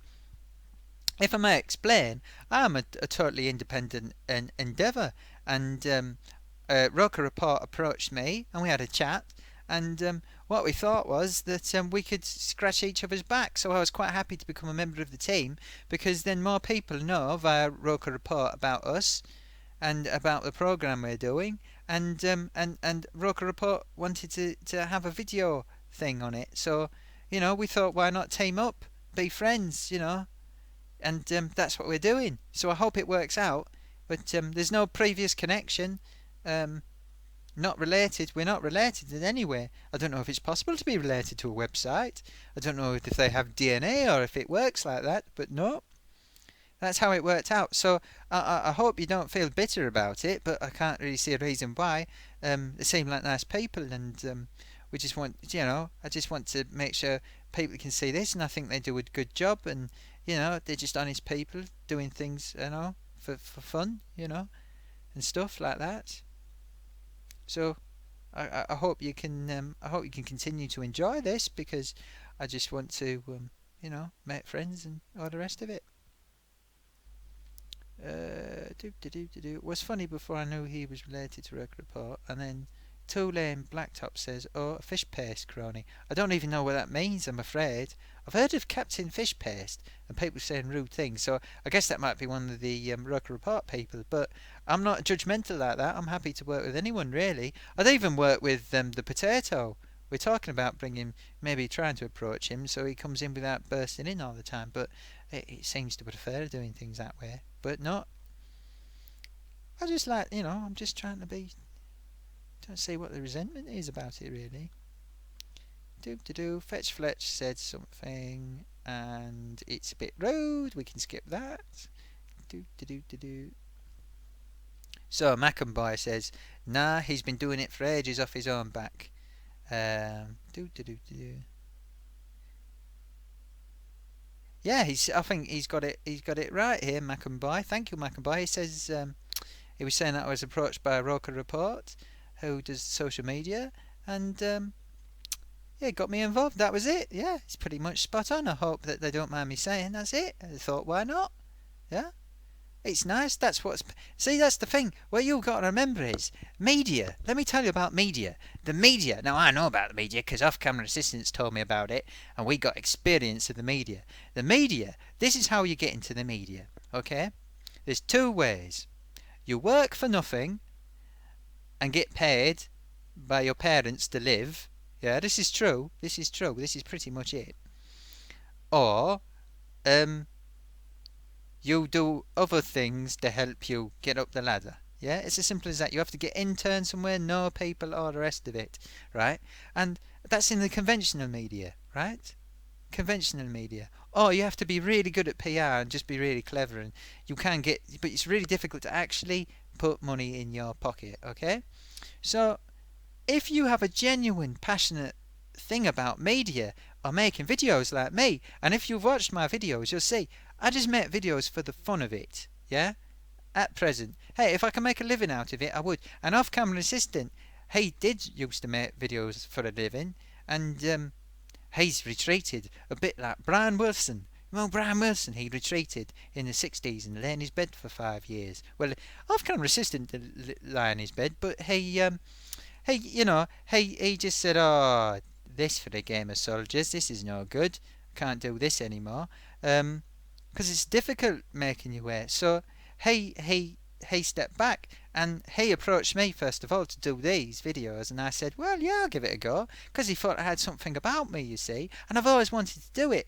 But so, and this is it. This puts social media like this, the YouTube puts things in the hands of people like us. And you have to make your alliances to make sure people can see you. I've been making videos for a year, and well, I've had a few people view, but not huge amounts.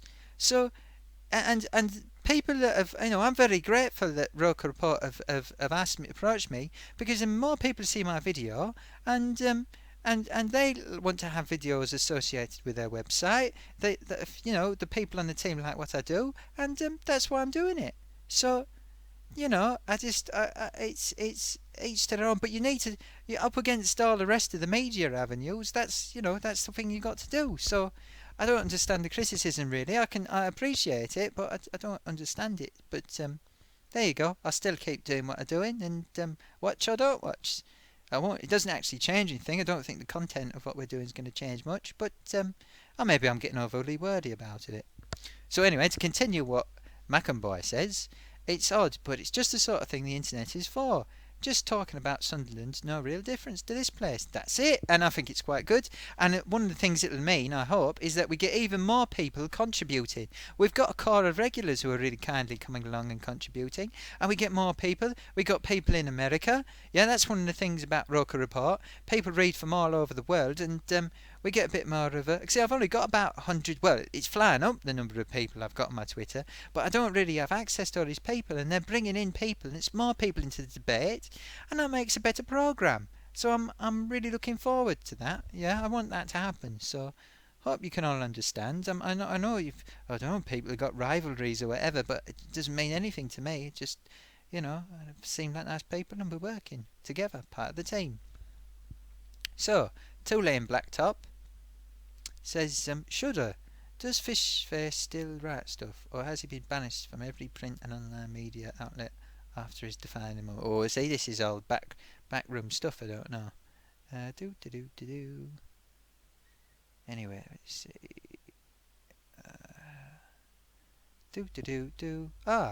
Little Robert says something rude.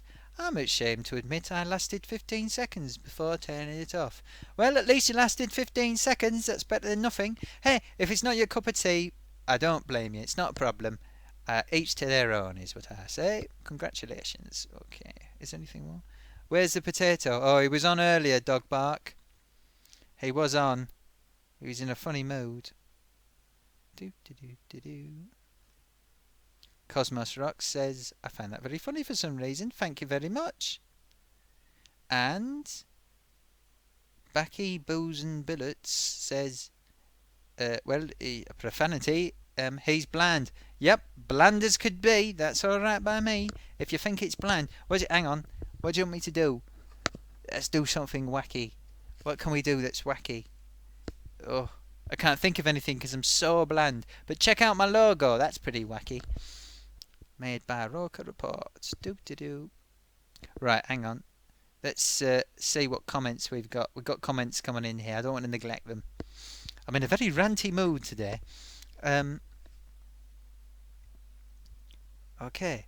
Lee Dunn says, since Liverpool last won the league, Peter Schmeichel has signed for Man United. Won the league 5 times, retired, had a son, and now he's about to win it with Leicester. Absolutely correct. Yeah. Yeah, it's incredible, isn't it? Yeah.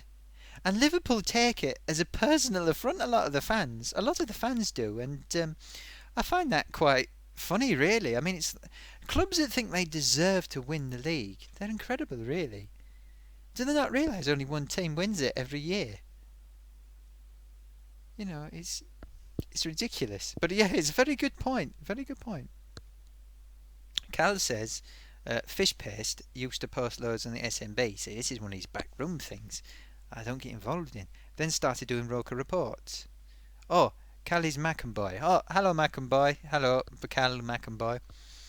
He posted an article for the Chronicle about Kevin Ball receiving torrents of abuse from Roker Park, which led to Fishpaste getting loads of abuse because people didn't like him much before then, on the SMB anyway. Oh, see, it's all backstory. It's all drama, isn't it? Do for dramas for kids, as the Beach Boys would have said. Not the Beach Boys, the Beastie Boys. Um, yeah, it's all drama. I don't get involved with that. It's not very productive drama, is it? It's a lot of energy wasted on drama. Mark H says, do you think we'll win the league ever again? Yes, I think we might do. Or we might not, you know. It's difficult to say because only one team wins the league every single season. Simple as that. But I think we can win it. I certainly think we can win it because it's just getting the right players and the right team. Look, let me put it this way. If we started the season with the team we've got now, with the way the season's gone, we could well be up in it. You know, we could be much higher up the league. I think things are really going to change. I mean, one of my opinions is, and I saw somebody say this on the Sunderland forum a while ago, actually. I'm not convinced that. Look, let's be honest.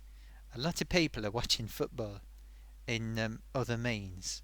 You know, how long can the football be attracting money from TV money? I don't know how much longer can go on. You know, I remember when everyone was saying, "Oh, records, they make loads of money." Oh, well, I know people who've had records in the top 10 who have made no money off of it at all. I mean, they've had just enough to, bacon sandwich, and that's about it. And some of them were vegetarians, and it's very, very, very, very. I've got a feeling when the money falls over, and it will fall over eventually, then we're in the funny farm, and anything could happen.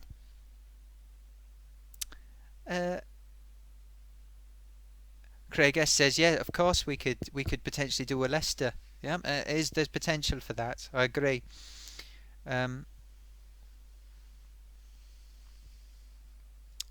Cal says, so that's why you linking with Roker Report might get you some abuse.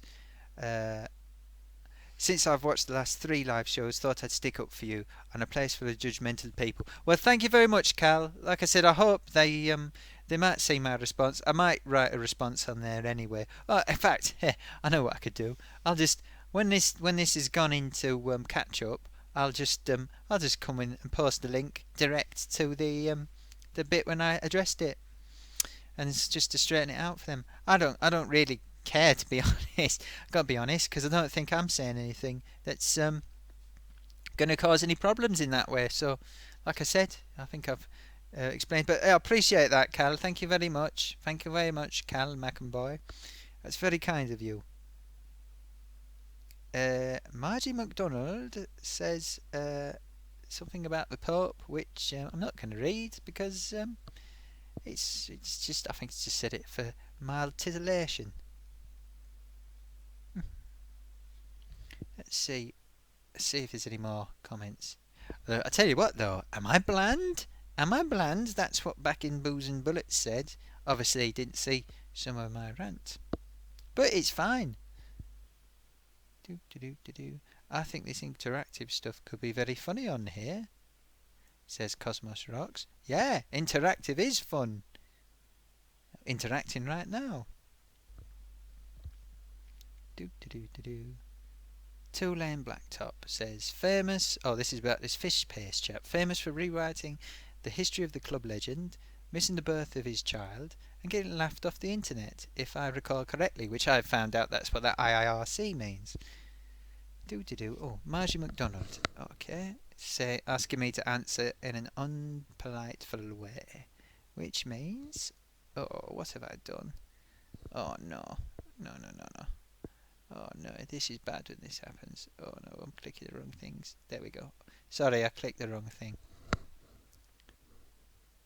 Let's see. Margie McDonald wants me to reply to them, and he's being a little bit rude, so we have a button for that, which is that button. Oh, there's more comments. There we go. That took care of them. The button is the block button. I use that quite often at the minute. Yep. Oh, going a bit numb. Just going to adjust myself. Bear with me for a second. I'll tell you what, you can have a look at my logo. Have a look at my logo while I'm adjusting myself. I'm just going to fire that. Oh, where's the pointer gone? I keep losing this. Oh, we've gone to 18 viewers now.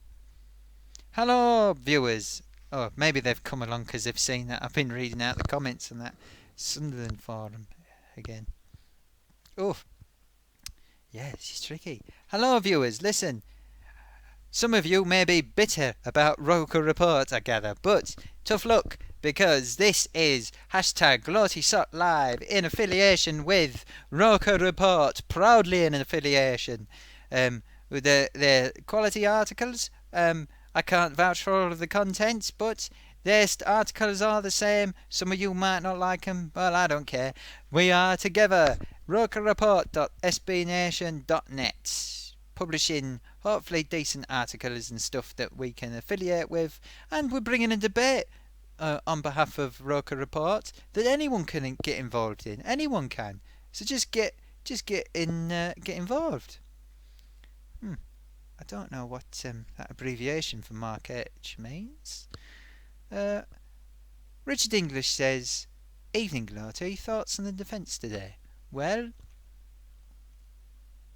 well, it's good to see you, Richard. Thank you for coming back. It's great to see you. Who was the first person to ever comment on a Gloatysock Live, I'll add. The defining moment. My main thought has been, once again, Patrick Van Aanholt. Is Patrick, isn't it?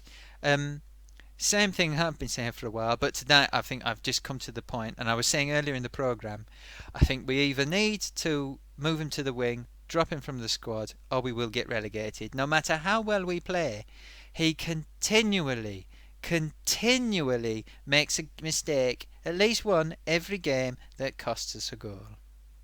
Every single game. So we either need to put somebody else at the back, and I would go with Billy Jones, to be honest, because I think he looks better at left back than right back, strangely enough. Or we just need, and stick Yedlin at right back, or that's it. That's my opinion. I think we look much better centrally, but not for me, PVA. He doesn't score. He'd have to score 5 goals a match to make up for the mistakes he makes at the back.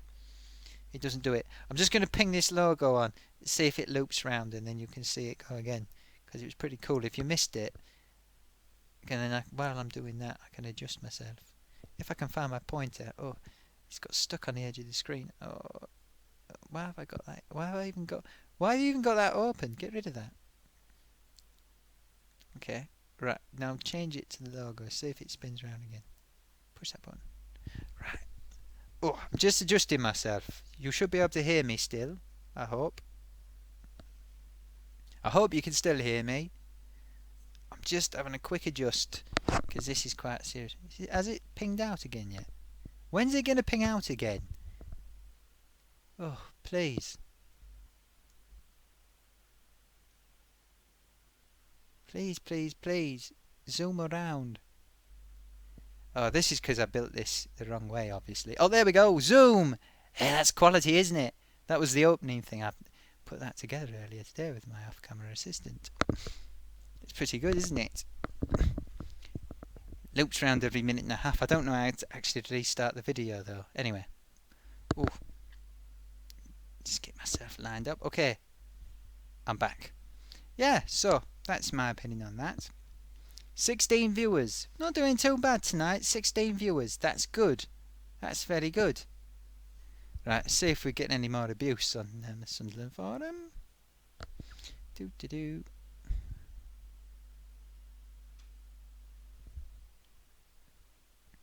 Ha ha ha. Very interesting. Oh, Cosmos Rock says this is much better than True Geordie. He says something else, but I'll leave it out because it's rude. Don't do rude on this official YouTube channel. Well, we do a little bit rude, but we don't do blue. No, we don't do blue. Okay. Any more comment? Anybody got any questions? Anything we wish to speak about on the official YouTube channel for Gloatysock in affiliation with Roker Report? Official debate on the match Liverpool 2, Sunderland 2, after a wonderful comeback by Sunderland, which, this was the other main talking point. If you've missed it, the other main point I was saying is I think Liverpool cost themselves the match. The fans, I think, sacrificed the game by leaving on the 77th minute. They doomed themselves to failure. Doomed. Utterly doomed themselves. Liverpool stopped playing entirely as soon as that lot walked out. They threw away 2 points, and I blame the Liverpool supporters. Walk on, that's right. And they didn't do much singing as well, did they, until they scored? Very quiet. I don't know, I'm not sure what it is with Liverpool fans. They're just, I think they're a funny bunch, some of them. I don't want to pick on them at all. Just a funny kind of support, really. I've seen a few Liverpool games. Yeah. Saw one of my favourite players play for Liverpool, actually, Peter Beardsley. Yep, I certainly did. Right. I've got some more questions here. Terry Henderson said, what do you think of Jones' performance today, Gloatysock? Well, Terry, first of all, Terry Henderson, thank you very much for coming. This is the first time I've seen yourself on the official YouTube Gloatysock with Roker Report's post-match debate. It's a bit of a mouthful, isn't it? So thank you for joining us and your very kind question. Do you know what? I hear a lot of criticism of Jones, and I think he doesn't quite look the part, but I always struggle to see what people are really getting angry about. He doesn't seem anywhere near as bad as oh god, I don't want to say even. I don't want to say PVA is bad, but he seems to be a lot more assured and capable than PVA. He's not quite up to Premiership quality, but I don't think he's that bad, actually. I really don't. He just does the job. He's just a workmanlike player. I don't think he's terrible. I don't have any strong feelings about him. So today, well, maybe it's just a blind spot. Maybe I never really pay much attention to the right backs for some reason. Left backs, more attention. There was a time when they didn't seem like there was a left back in the whole country, so maybe that's why. And we had tons of right backs, but that's what I think. What do you think, Terry? Please let me know. Santiago Santa Maria has asked, how did your interview go the other day? Well, I touched on this briefly earlier. Thank you very much for asking.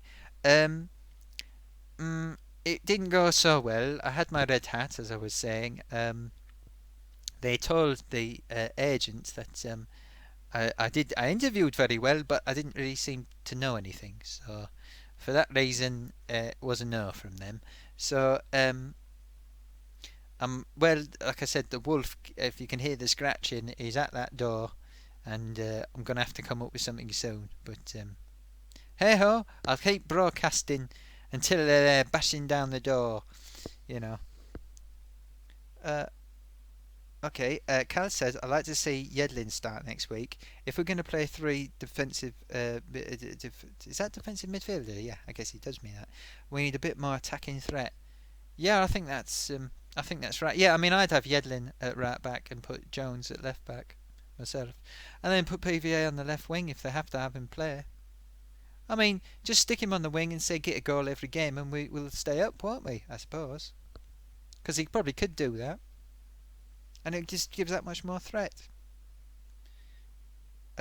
Lee Dunn says, what was the job? Well, the job was Red Hat on Bungle Linux or something. It was it's something to do with that. The place was a bit of a mess, to be honest. I was stuck outside for ages. I had to call the agent and say, can you tell him to let me in, please? I got in there and they didn't really show me around, and the office was all over the place. I was a bit like, oof, don't know if I want to work here. And all the desks were piled into one corner, and then they had all these, well, giving myself away here really, because I just don't know if you should talk about these things, but they went in for they gave me a test which made no sense, and then I went in for the actual interview in the interview room, and they had all these dehumidifiers piled up, and they said, oh, that's air conditioning. And I said, oh, is it? It wasn't, though. It was just dehumidifiers. That's not very good for Red Hats, is it? So yeah, it was something like that. Red Hat Bungo Linux or something. And Santiago Santa Maria says, always look on the bright side. Well, I'll try until they take me away. Oh, I'm getting pins and needles. Bear me for a moment. Oh, I'm really having trouble today. This elastic band is giving me a bit of stick. Oh, that's a bit better. I'm just readjusting my elastic band. Off-camera assistant is assisting. Sorry, I'll just be a minute. I might look a bit strange. Do I look strange? But that helped. Oh no, that's terrible. I can't look like that. Gosh, this is old age catching up with me. This elastic band is far too tight. Oh, it's caught around the thing. It's not good to have dead air, is it? Not having dead air. No. There we go. Oh, I look a bit. Oh, now I look old. See, look all withered. That's no good. Oh. Yes, and oh no, that's terrible. Oh, sorry. It's seen more of me than I intended then. Oh, this is awful.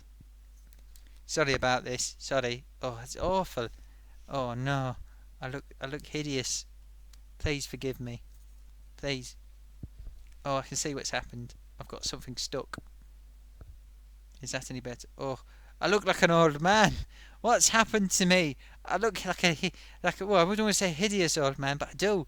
I'm all caught up and scrunched up. Please release me. Let me go. How's that? That's a bit better. Oh dear, that was. Oh, I look so old. Anyway, sorry about that. I got slightly off the thing. Yes, Mark H says sounds a bit like how Sunderland Football Club is organised. Yeah, that was a bit where I went for my interview. It was a real mess. It really was. Yeah, and they said I interviewed well, but they never really asked me anything. Strange. Anyway, Teddy Henderson says his opinion on how Jones played was, to be honest, PVA and Jones are as bad as each other. PVA's goals have papered over his crack defence-wise. Well, if it's a crack, it's a very, very big crack. Chasm, if you ask me. I just don't think scoring a few goals makes up for being no good in defence. And I'm sorry, he is no good in defence. Yeah, he is no good. I can't really. It's like playing Andrei Kanchelskis in defence or something. Cal says Jones is as bad a defender, just less goals being conceded down his side as PVA pushes on more. Yeah, possibly, yeah. And but the thing is, I mean, PVA does push on though, and he just goes completely AWOL. He just disappears. He's still doing it. He doesn't do it as much as he did a little while ago, but he still does it.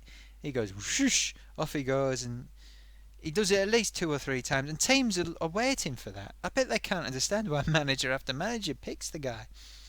Anyway, sorry, something just about to fall off. There we go. Yeah, I bet they can't understand it. Anyway, next question. Oh, Pollyanna Begg comes back and says, hello, Gloatysock. I'm a massive fan. Yeah, you were here earlier, Pollyanna. Yeah, thank you for coming. I bet you're a school student, aren't you, Pollyanna? Yeah? and your friend who was something lollipop sweet something productions. I bet that was your friend as well. I bet you're a school student. I expect you are. I expect you are. Probably inspired by this, aren't you? Don't know. Maybe you are. Maybe you're not. Do see what's going on. I wonder if have you heard of that True Geordie character? He does a lot of swearing in his videos. Wonder if he's doing a video now. But he's happy. What was the result for Newcastle? They won. Did they win 2-0? Do see what's happening here. Oh, there's a comment to me. It's Billy Fish. He says, "Keep it up, Gloaty. There's now else to listen to at the moment." Well, could well be the case. Man of the match today? Ooh, that's a tricky one. I think you'd have to give it to Defoe. I think I would give it to Defoe, and I'll tell you why. I mean, it's difficult for me. I'm not really a man of the match person, but look at my nose. It's all wonky. Hang on. Let's just change this. That's a bit better. Well, my eyes are all wonky now. I'm falling to bits. I really need to be. I've camera assistant. You keep saying you're going to fix these eyes properly. I'm starting to get a bit boss-eyed. Yeah, and I'm in pain. Okay. Alright. Okay, next time. Alright. Yeah, man in the match. Yeah, I might go for Defoe because he just had his one opportunity. He just ploughed away up the top there, got his one opportunity and scored. Yeah, I think he marked himself out. He's doing his job and he's very diligent, and he's scoring off of not many chances is more difficult than scoring lots off of lots of chances. You know, people who score a goal a game and they've had 50 chances, that's a lot easier than it is scoring a goal every 3 games and you might only have 10 chances across those games. He's really taking his chances. He's the consummate professional at the minute. He's keeping his fitness up. He's doing a hard job, particularly at this stage of his career. And there's plenty of players that just can't do that anymore. He's not a big guy. So, yeah, I think I'd give it to Defoe. Let's have a look. Let's fetch Fletch. Looks like some more behind the scenes debating going on there.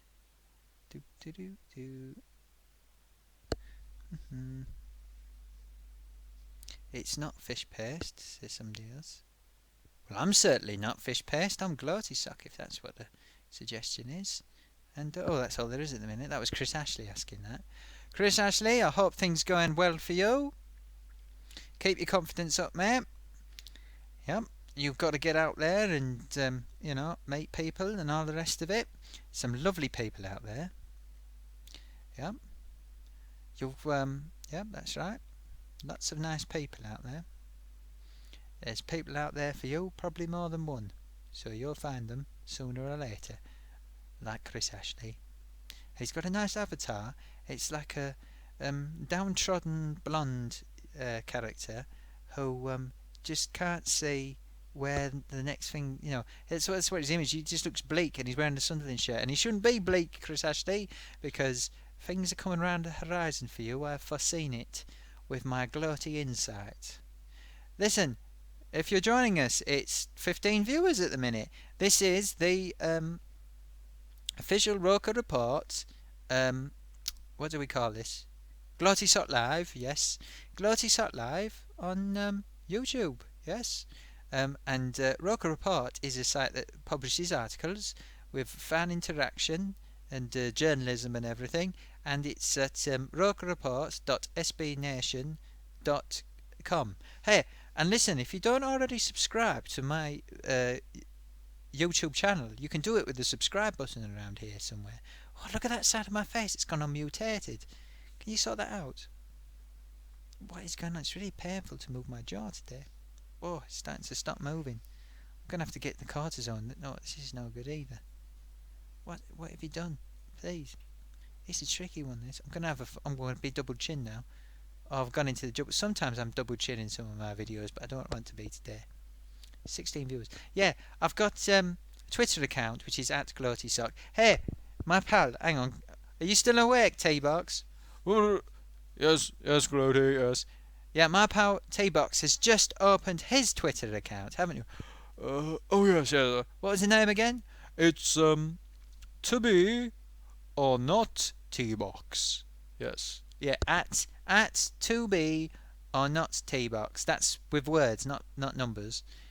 Could have done it with numbers, but that would have been more confusing. Okay, thank you, T-Box. Okay, off you go. Yeah, he's got that. But mine is at Gloatysock, yes. And I'm on Facebook as well. If you do a search on Facebook for Gloatysock, I come up and you can like my page. You get updates on there. And yeah, please subscribe as well. Oh, like the video. If you're enjoying this video, please like it. Yeah, please do. Please like it. Yeah. It's it's all about liking stuff. But yeah, this is part of a new feature we're doing here, which in theory we do every week after matches, live debates that people get to input in and make comments, and yeah, that's fantastic. So let's see, do. Oh, I can see you're up there, Carl, in the forum again, and you're saying do do do do do do. Oh, it's some more back. It's back. It's more back talk. So, it's back room talking about the ins and outs of the world of Sunderland fandom, all the different names and people in. Oh, yeah, we're on agreement. Yeah, well, okay, that's brilliant. Okay, keeping going with that. So, hang on, we got a few more questions coming. Um, oh, let's just get over to those comments before they disappear. What does it say? What does it say? Do do do. Alright, so Terry Henderson said, am I right or left-handed? Well, very good question, Terry. Thank you for asking it. Unfortunately, I have no arms, so I'm neither. But I am a right sock, if that helps you. Pollyanna says, yes, she was my sister. That was from that QT Productions thing we were talking about earlier. Mark H says 1-0. That was the Newcastle result. 1-0. So they scraped to 1-0. And Terry Henderson says 1-out. And Pollyanna Begg says, oh, no, we don't say things like that. No, I can't condone that. No. Oh, my chin's moving around. Oh, I've never done that before. Look at that. That's strange. I feel a bit like that's weird. My chin's doing funny things. Pollyanna Begg says she hates Geordies, but hate is a horrible word. Listen, Pollyanna Begg, listen, let me tell you something. You sound like you're very young, so you haven't learnt yet. Don't hate. Please don't hate. Don't be hating people.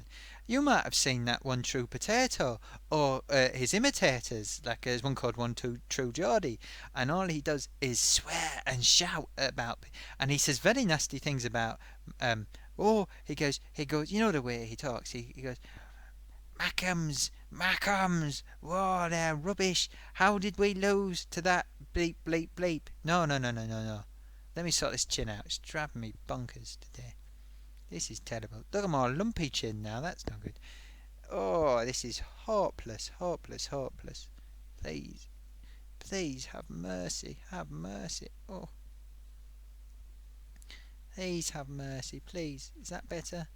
Oh, I'm all deformed again. Okay, well, I'll keep on like this. Yeah, hating. It's so bad when you hate people. It's mean. It's vicious. And yeah, I don't like the way that some of the people do things, and they encourage young people to hate and be vicious and swear and take sides and be tribal. I don't like that. No, it's football. It's not it's not the end of the world. And they only live around the corner, so. Oh, I'm becoming so mutated today. This is no good. I'm trying my best to keep off-camera assistant. Please, can you sort this out? This is horrible. Look at that. I'm going to frighten everyone away. Okay, so. And yeah, Candy Cutie person came back to say, yeah, she's Pollyanna's sister. Alright, welcome. Make sure you got me added on Twitter if you've got it. Oh, Pollyanna Begg is subscribed, and LP's Candy Cutie is subscribed. Thank you very much. Hey, listen, everybody, if I get to 100 subscribers, I think it switches a few new features on my official YouTube channel. So I could do with subscribers at the minute. So I appreciate people signing up. That's great. Do do do do do. Pirate Gargates says, oh well, I won't say that. Leydon says, how many subs do you have? Oh, subscriptions. Yeah, it was 70 last time I tried. 70, I checked, but I don't know what it'll be now. There's a two more, so it'll be 72. Carl said, "I very boring, haha." Oh, it's probably because of the thread thing in the thread I was reading. Um, Pirate Gargate says, "Gloaty, what is your opinion on Sunderland City Centre?" I think he's probably saying that because there's a lot of that goes on the Sunderland forum, SMB forum. Listen, I don't really have an opinion because I haven't been to Sunderland City Centre for years. I hardly ever get up there. As explained before, I'm an armchair fan, and this is an armchair supporter running this video. I'm afraid. Oh, I can't tell you much about it, but uh, Cal says loads of Sunderland fans are Geordies, and that is true. That's true. Yeah, it's a bit like racial hatred, isn't it? Really, I don't know what to do with racial hatred, saying you hate Geordies. Pollyanna Begg says sorry. Hey, don't need to apologise. Make your own mind up about things. Do what you would like to be done to you to others. If that makes sense. Yeah. Mark H says, does my drinking offend you? That's because that's one. You may have heard of this character, the one true Geordie, or whatever his name is. Imitator of the potato, I think. He says that quite a lot, and I don't really understand it. He swears a lot. He's very mean about people. But he was nice about Watford actually the other day. Unlike the potato, he's got it in for Watford for some reason. You normally get. Oh right, okay. Thank you, John Kelly. No, that's not the reason for the chin. I just see my stuffing's just gone a bit funny and it's causing me some problems. But it's not gone like a Jimmy Hill. Let the mented Jimmy Hill chin. Although he wasn't very popular in Sunderland circles, was he? There was a reason for that. Okay, so I'll sort this chin out any second now. Come on, this is it. This time we'll get it sorted. Pull that up, get some shape in there. Is that better? Well, I've gone now all old again. Gone all old. This is hopeless. Oh, you got to sort it out for me. Oh, this has been quite a debate so far. Oh, I don't know how much longer I can go for. Oh, look at that. I'm terrible. Look all old again. Yeah, 2 hours and a bit. 2 hours 20 we've been going. I'm still looking old. Please. Please fix me. Please. Oh, I just want to look like my normal self. What's going on?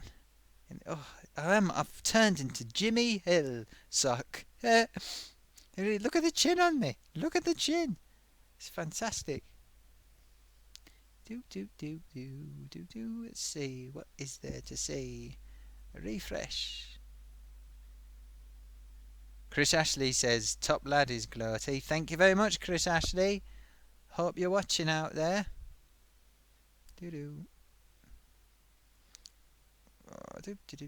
Oh, Parrot Jet says, this is like a dream. Oh, how nice. It is a bit like a dream.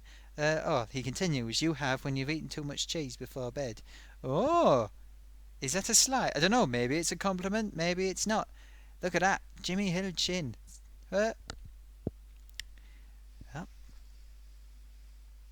John Kelly says, nice to see you. Nice, yeah, a bit of a Bruce Forsyth. I think he's a bit poorly at the minute, Bruce Forsyth.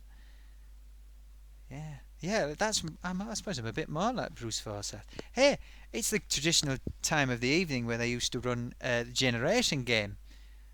Tempted to do a episode of the Generation Game now, but I don't know. Hey, T-Box, can you be a cuddly toy? Oh, hang on. Yes, I'm on the conveyor belt. Thank you, T-Box. Yeah, he's funny, that T-Box. He's very witty. He's worked with some amazing people. We found out the other week, he just mentioned it casually, he was in Return of the Jedi. Never mentioned it before, didn't think it was worth saying anything about. And then it turns out he was in Return of the Jedi, played a Gamorrean guard, one of them pig things. Oh, well, let's see what's going on. Over on Roker Reports, have they got any more interesting things on there? Let's see. Waiting for it to refresh. Still the same article, and oh, hang on, have we got comments? Player ratings. Okay, that could be interesting. Oh, okay. Danny Roberts got an article here. But Defoe post-match comments. Do do.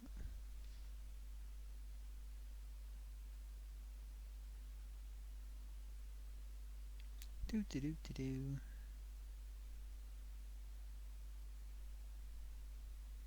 Defoe says we show great character. This is an article on Roker Report. Jermaine Defoe speaks after Sunderland grab a much-needed point at Anfield. Jermaine Defoe has praised Sun. Oh, who was the article by? I did say, but let me check. Can you scroll it up, please? Danny Roberts. Yeah, that was it. I did say. Jermaine Defoe has praised Sunderland's battling spirit after the Black Cats came from 2 goals down away from home against Liverpool at Anfield. Hey, it's a great result, really. Could have done with the 3 points, but happy with the 1 point. You know, well, not delighted, but been better if it was 3. But anyway, better than nothing. The striker, who has netted 6 in his last 6 matches, noted the importance of picking up at least a point in every game, something that boss Sam Allardyce has been eager for. Yeah. Hey, listen, that looks like a good article, but I was just thinking, how long do you think Jermaine Defoe can go on playing at this standard? I was expecting him to be finished by now. I thought he was finished before he went, but that chin's driving me mad. Come on, sort it out for me this time off camera assistant. Look what you've done to me now. Look what you've done to me. This is hopeless. How did this happen? How did this happen? I look nothing like my logo image. People will think I'm an imposter. I don't know how this has happened. I hope I'm not doing permanent damage to my face. Like the elephant sock. So, yes, what was I going to say? Yeah, how long can he keep on playing at this very high standard? How long? Because I was expecting him to be finished by now, but no, he continues to play at a very high level. For us, especially. Oh, we got some comments. Scott Payne asks, whereabouts in Nottingham are you from? I was going out with a girl from Eastwood a couple of years ago. Oh, well. Well, I mainly roam around the city, you see. But originally I was born in India, born and raised in the playground. I do most of my days. No, I did that last time somebody asked. And then, but I learned to speak in Leicester, which is why I have a slightly Leicester-inflected accent. Actually, some people think. Yes. But yes, sit around the city. I hover. Yep. Being a sock, you don't need much space, really. What is T-Box's favourite element of the periodic table? Ooh, don't know. Hey, T-Box. That's Gloaty. I don't know why they're asking, but there's somebody here called Pirate Gargates. Right, yes. And he's asking what your favourite element of the periodic table is. That's a bit of a strange question, isn't it? Yes, it is. Was he trying to find out if I've got a chemistry degree or something? I don't know. It's a bit of a strange question. Oh. Well, I don't really have a favourite element of the periodic table. No, exactly. I mean, it's not like you ask someone something like that and you think, oh, you look like a kind of argon kind of man, does it? No, is that an element, is it? Yes, it is. It's I think it's one of the, what do they call it? Noble gases. Because they're noble because they don't blow up on you, I think. Fairly inert. Oh, you know your periodic table, don't you, Gloaty? Not really. I don't know. Not really. Anyway, look, sorry to wake you up. Okay, no problem. Catch you later. Thank you for the question. What was his name? Pirate Gargates. Yeah, thank you for the question, but I'm afraid it means not very much to me. I'm not really a periodic table person. But thank you anyway. Just gonna catch 40 winks if you don't mind, Gloaty. No, please, go ahead. Go ahead, T-Box. Yeah. Well, that's the answer you get there. I hope that was good enough for you. Pollyanna Begg says, I'm really sorry, Gloatysock. Don't worry, don't be sorry. Nothing to be sorry about. And he does a crying face. Mark H says, how did you end up supporting Sunderland? That's a very good question. Mark H, have I had a question from you before? Are you a new poster? I can't remember. Please apologise. I do apologise if you happened to have posted before and I haven't recognised, but I'm thinking you're a new name. I'm starting to get so many posters, I'm starting to think people are new. Yes, it's a very good question, and the answer is I just did. I am, always have been, and always will be Sunderland. Good question though. Nottingham's. Sorry, that Scott Bain says Nottingham, great city, mate. It's okay. Hey, I've got a video. If you check it out, my Christmas video, you might think, oh, it's not Christmas now, Gloaty. Why would I check out a Christmas video? No, but if you check it out, it's called Christmas Time in Nottingham. And I list all of my favourite restaurants in there. Although one or two of them have had failed health checks recently, so I can't endorse them anymore until they sort that out. But that's another story. And one of them's closed down actually, and that was one of them who got the bad. They got 1 star. But yeah, check it out, and you'll find a few good places to check out, like Annie's Burger Shack. Do do do do do. It goes like that. It's a good song. It's not really very Christmas tree. It's got sleigh bells on it, and what was the other ones? Oh, and another one of my favourites is Sobar. Sobar. Let me talk about Sobar actually. Sobar is a really good bar, but there's no alcohol. It's just like a temperance bar. But the food's really nice, and some of the people that work there, like chefs and stuff, who have problems with drinking too much. They're alcoholics, or they're recovering drug addicts or recovered drug addicts, and they work there because one of the reasons they work there, some of the people, is because it means they can work there without being around alcohol, which is very difficult if you're a chef or anything, because they tend to work around alcohol all the time. So you can work without alcohol and still have a career in chefery. So yeah, that's Sober, and that's off the Market Square. I like it there. Food is good. Well, yes, Mark H, you have been on here a couple of times. I think I remember. Yeah, yeah. Thank you, Mark. Thank you. Um, Santiago Santa Maria asks, what about Gold Tea Box? He's asleep now, but I don't. To be honest, the thing about T-Box is he's not really a man about possession. The thing about actors are many of them don't have much money. The good actors seem to be the poorest ones. He and T-Box, I don't think he's got much. I don't think he cares for gold. He's more of a people person. He lives for treading the boards and doing voiceovers and stuff like that. Hey, I've got to tell you, T-Box is available for voiceovers. I'm sure he wouldn't mind me saying, and he can do a big range, and I can do voiceovers as well. Hey, if you know anyone who's looking for a voiceover, tell him to get hold of me, because the wolf is at the door, and me and T-Box could do with the work, to be honest. So we can do voiceovers, a variety of styles, yeah? Just tell him to tweet me, and I'll sort it out.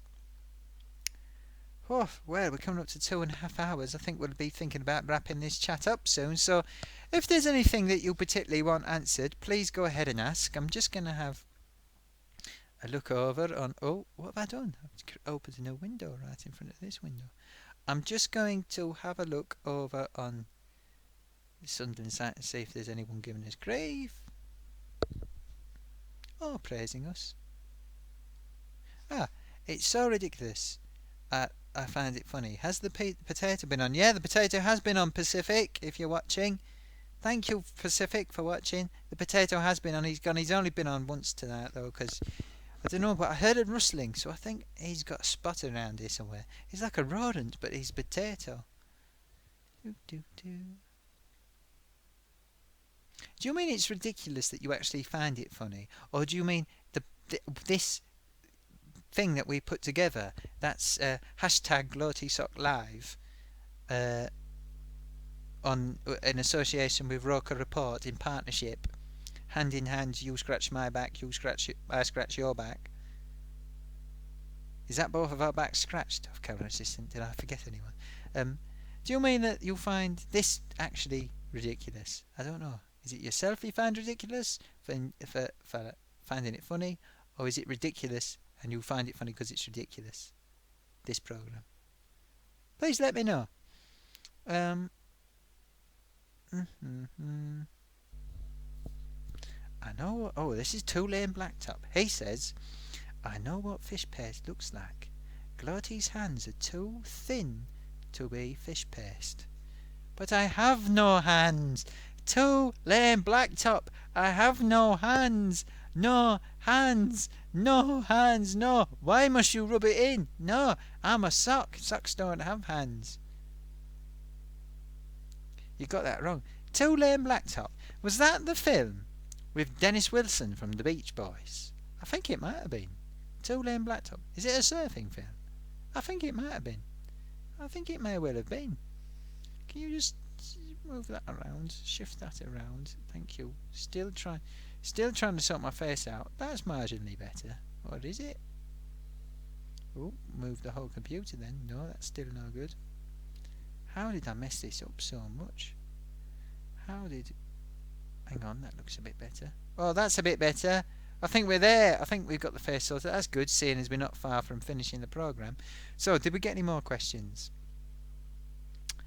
Let's have a look. Oh dear. Thank you, Pirate Gargates, with your question about chocolate bars. You ask, what's your favourite chocolate bar? Well, I don't eat chocolate, actually, because I'm a sock. And I have an allergy to chocolate, is the other reason. But I like packaging. I used to like the packaging of the 1970s era, early 1980s Yorkie. Here, I tell you what, I used to like looking at Easter egg packaging as well, and the Yorkies were quite good. They had a truck. Don't know, I think they still do trucks ones. And I used to like Smarties ones as well. Yes, they're quite well designed. They used to have like Smarties on the egg, like on the foil. I used to like the foil. Easter used to be my favourite seasonal, festive occasion. Maybe I'll do a song for Easter. I don't know. Santiago Santa Maria says, I hope that answers your question, Pirate Gargates. Santiago Santa Maria says, have you ever been to Spain, Gloaty? I have been to a place called San Sebastian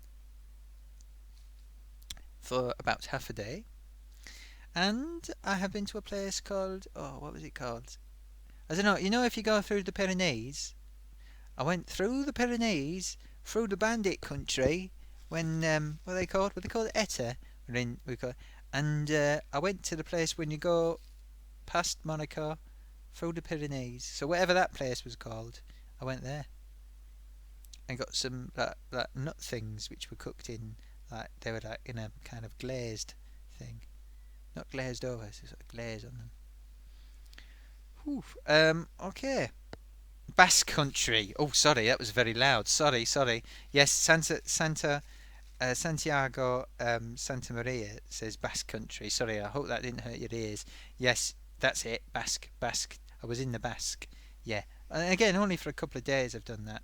Crossed the border on business. But not on any shifty business, just, international stuff, That's what people like us do. Pirates. Is it Pirate Gargates? Yes, that's right. What's your favourite washing up liquid? Well, I'm not doing much washing up, but listen, I don't want to do paid endorsements here, so any old washing up liquid does me really, as long as it's washes stuff up. They're all the same, really, aren't they? They say they're not, but they are.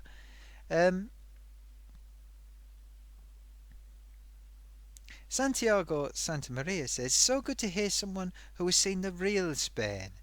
Not the drinking places. Yeah, no, I did. Yeah, I've only been there, just across the border and that. But yeah, I think so. Yeah, that's where I went. Yeah, I was in Basque Country. It's very interesting. Oh, you should have seen the road we drove along. Well, thin road, as thin as anything. You have to back up a bit if a truck comes the other way, and the sheer cliff drop. We went through the mountains. Didn't do it the easy way. Whew. No, that's frightening. Oof. Pollyanna Begg says, what's my favourite drink? Well, I did do an umbungo, but I haven't actually drunk any of it. It was over there in the cupboard. But I did, but a favourite drink I do like. I have reviewed. There is a review on my videos of cream soda bars, but not the average everyday cream soda. It's bars. What's it called? With a twist of raspberry, the special ones. Check it out. I've got a review on my video in my channel somewhere.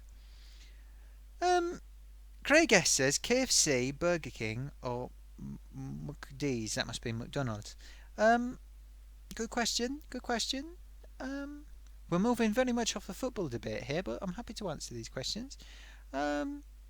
I don't really have a preference for anything. I prefer independent restaurants, and you can see my reviews of independent restaurants again on my official YouTube channel. It's very good that you're bringing this up. Yes, there's lots of reviews. In fact, I've got a whole playlist that has all of my reviews in, and you can get that via my channel, which is you can find just by. Actually, you can get to it by just typing in. How do you do it? I think if you just type youtube.com/c/Gloatysock, you'll go straight to my channel, and it's in my playlist. So check it out. Check it out. Pirate Gargate says, "What's my favourite album?" Well, I don't really have a favourite album. I like a lot of people though. Have you? I tell you an album. I give you a tip of an album you might never have heard, which is you might like or might not like. It's called oh blimey, what's it called? I get it confused with that other one. Oh no, I've forgotten the name of it. Oh, I know. It's by somebody called Daniel Johnston, and it's called Don't Be Scared. Okay? Check that out. Check out Don't Be Scared. If you can find it, you should be able to find it. Check it out. It's by a very interesting man called Daniel Johnston. It's a good album. I like that. So I'm just giving you a tip. Not necessarily my favourite, but Daniel Johnston, Don't Be Scared. Santiago Santa Maria says, try Andorra if you can. It's very nice. I'll see if I get through to there, actually. I'll see if I can. I don't get to travel that much because my commitments these days, it's very difficult for me to travel, and I'm stony broke as well. But I'll try that. Andorra. Thank you very much for the tip, Santiago Santa Maria. Poliana Begg says, I want to see One True Potato. Well, we'll see if he comes. Oh, you should not have said his name, Pollyanna. Oh, hello there, Gloaty. Oh, Pollyanna, see what you've done. Oh, Gloaty, what's that? Oh, some of your fans, are there? Some of your so-called fans wanting to see me. Oh, hello there, Pollyanna. I heard you mention my name. I hope you're doing all right, like. Oh, seems like a very, very intelligent young lass, that. Hello, Pollyanna, how are you? No, I don't think so, actually. I don't think so. I don't think that was the reason. But, hey, look, go ahead. Say whatever you want. Oh, Pollyanna, so nice to see you. What an intelligent young lady you seem to be. Look, I'd like to stick around for ages, but I've got important videos, and I'm busy playing FIFA to predict the rest of the season, like. So, I'll catch you later, but thanks for asking for me, because it's good to embarrass that hopeless Gloaty Macam over there. Alright, subscribe to the channel. Bye. See what you've done there, Pollyanna Begg. You've boosted up his confidence, and he's come out from his hidey hole. I nearly saw that it was that time, though. He's going to slip up sometime, and I'll figure out where he's coming from, and I'll fill up the hole or whatever. Pirate Gargate says, so try and keep it footbally. What is your favourite brand of football boot? Oh, well, football boots are used to encase socks, so I don't really, they're like a cage, like a prison for socks. So I don't really, it's like if I said to you, what's your favourite brand of prison? Yeah? What's your best kind of cell? I don't know. But I'm a very wide sock, and I don't fit into a boot very well either, so it's quite difficult. Santiago Santa Maria says, you say you learn to speak in Leicester and have an accent. Learned English in Sunderland and have a Macam accent. It's very funny the looks I get when I speak English. So you're originally Spanish, I guess. Well, you would do with a name like Santiago Santa Maria, wouldn't you? Yeah, it's funny. I know other people. Well, if you watch my official YouTube channel, you may well notice that I have 2 videos about learning Greek, and that's because I know a few Greek people, and many of them speak Greek with a Midlands accent. Instead of saying, like a lot of people that learn English, they say butcher. No, I can't even do it. Hang on. Butter, butter. Is that right? Is that butter? Yeah. But people around here say butter, which I don't really even say, but butter. And I nearly choked on something in my throat then. Ugh, yeah. Sorry, and yeah, a lot of people in the Midlands, Greek people I know, who I'm going to be doing more Greek lessons with, if I'm asked. They say butter. Yeah, they speak English with a Midlands accent. It's quite funny. Um, do. Yeah, so that's interesting. Yeah, very funny. You'll have to send us a sample of how you speak. That's a very interesting idea, Santiago Santamaria. Thank you for your comment. I keep going on Spanish when I thank you for your comment. Yeah, I can't do that if I say anything else. And when I say your name, Santiago Santamaria, yeah, that's how I go Spanish. Yeah. Uh, Pirate Gate says, Pirate Gargate says, Defence Doors is my favourite seller. Thanks for asking. There you go then, Defence Doors. That's his. He doesn't find that offensive. But, I tried to answer your question, even though the personal pain it caused me. No problem. Let's have a refresh and see if we've got any more comments on this. No more comments on the Sunderland forum. We've dropped off. We're no longer topical on there. 12 viewers at the minute. We're going up and down. Listen, I'm just for a test. I'm going to try and play that advert thing. I'm not trying to sell you anything. There's an advert button and I'm going to push it just because we did it before and only one person saw it. And I didn't want to do it last time, but I'm going to press the button just because I want to know if it works for anyone, because we've been trying to test it. Some of you might have seen earlier today. Oh, what am I doing? Oh, this is really confusing. This is difficult because off-camera assistant tries to help me. I get it all wrong. Where is it? Then I forget I'm speaking. I don't move my lips.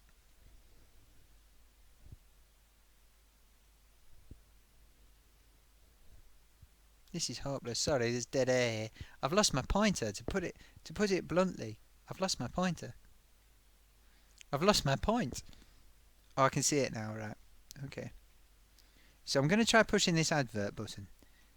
So if you're watching, if you could please tell me what happens, okay? And I'm going to count. Oh, there we go. I'm going to count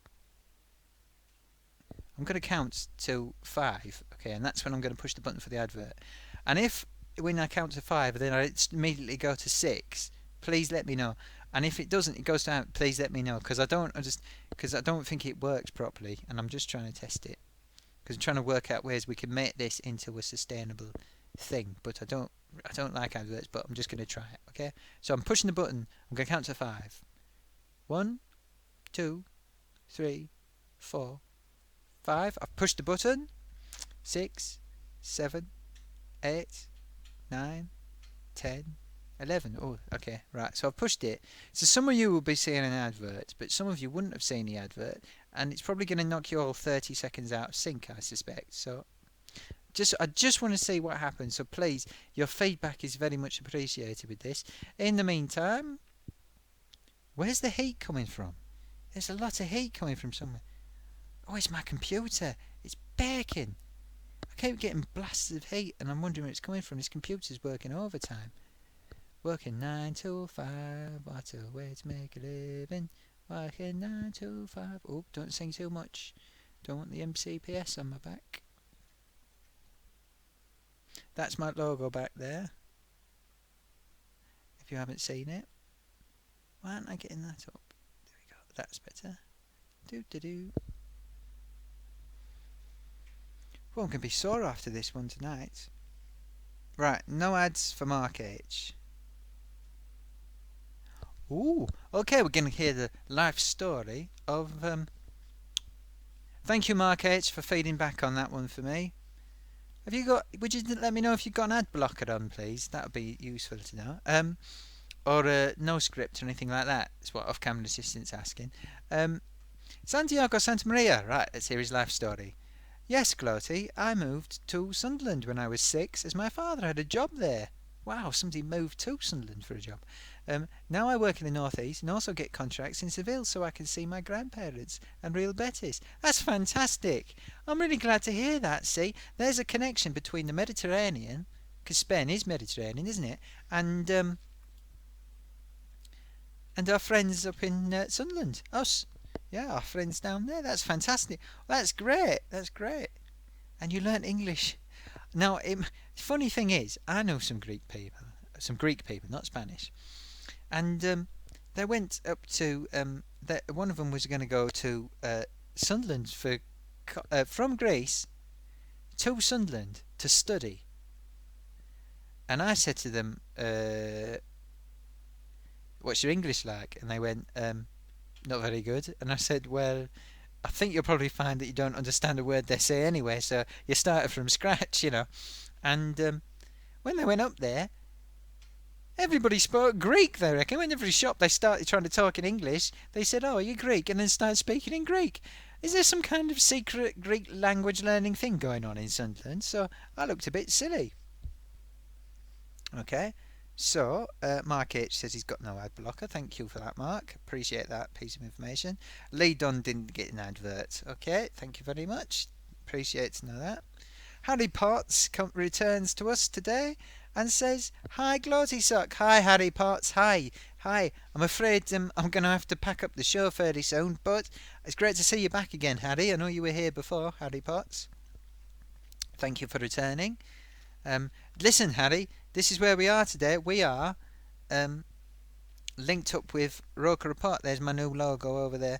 This is the Gloatysock Live post-match debate with coming to you with our friends in association with Roker Report. I'm all right, thank you, Harry Potter. He's asking if I'm all right. I'm all right. Yeah. I'm okay. I'm doing all right. I'm doing okay. Yeah, we've had a good old time, a good old debate. We've moved a little bit off of football now, going on to general things we're talking about. Oh, God, I'm going to have a stiff neck tonight, I think.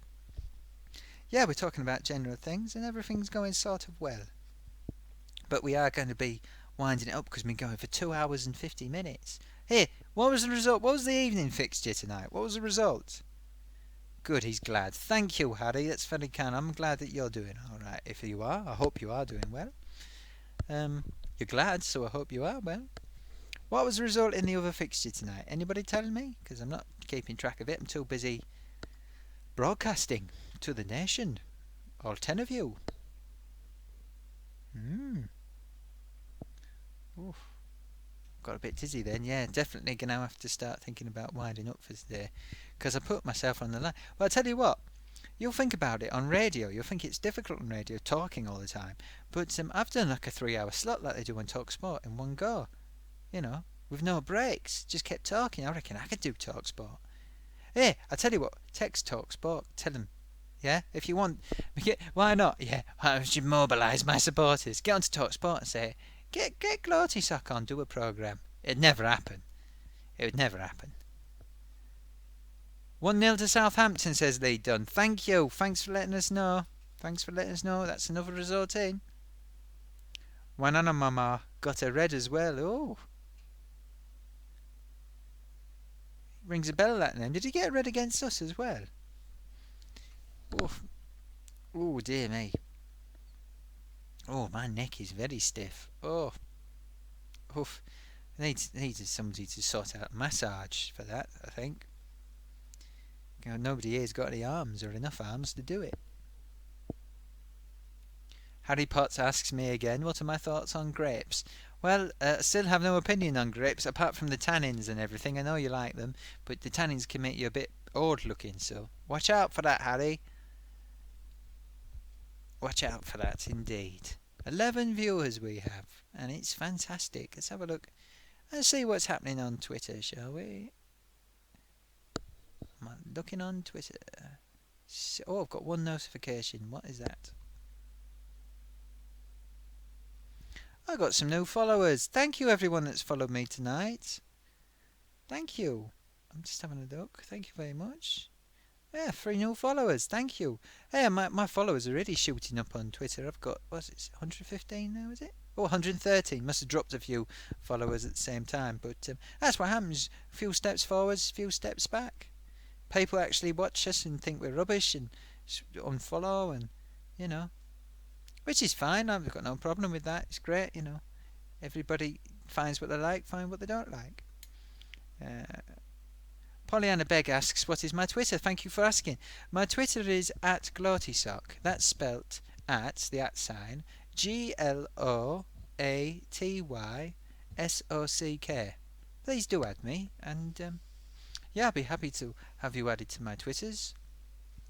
Thank you very much, and yeah, it's very kind of you. Right, I think we're almost reaching a natural conclusion for today's programme.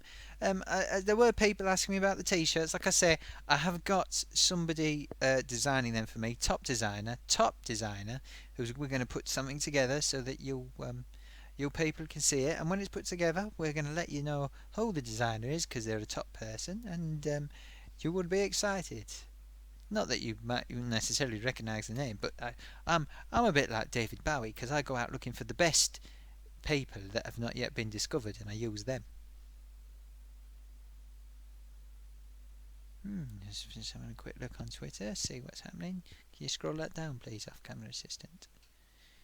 Doop to do. Good result today, 2-2. Could have been better. They call that a Desmond in some places, 2-2.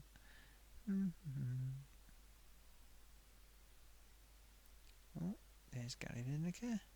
Yeah, not much happening. Not much happening on Twitter. Okay, we got 10 people watching. Hey, can I just say thank you everybody that watches. Thank you. I really appreciate it. You don't know what it means to me.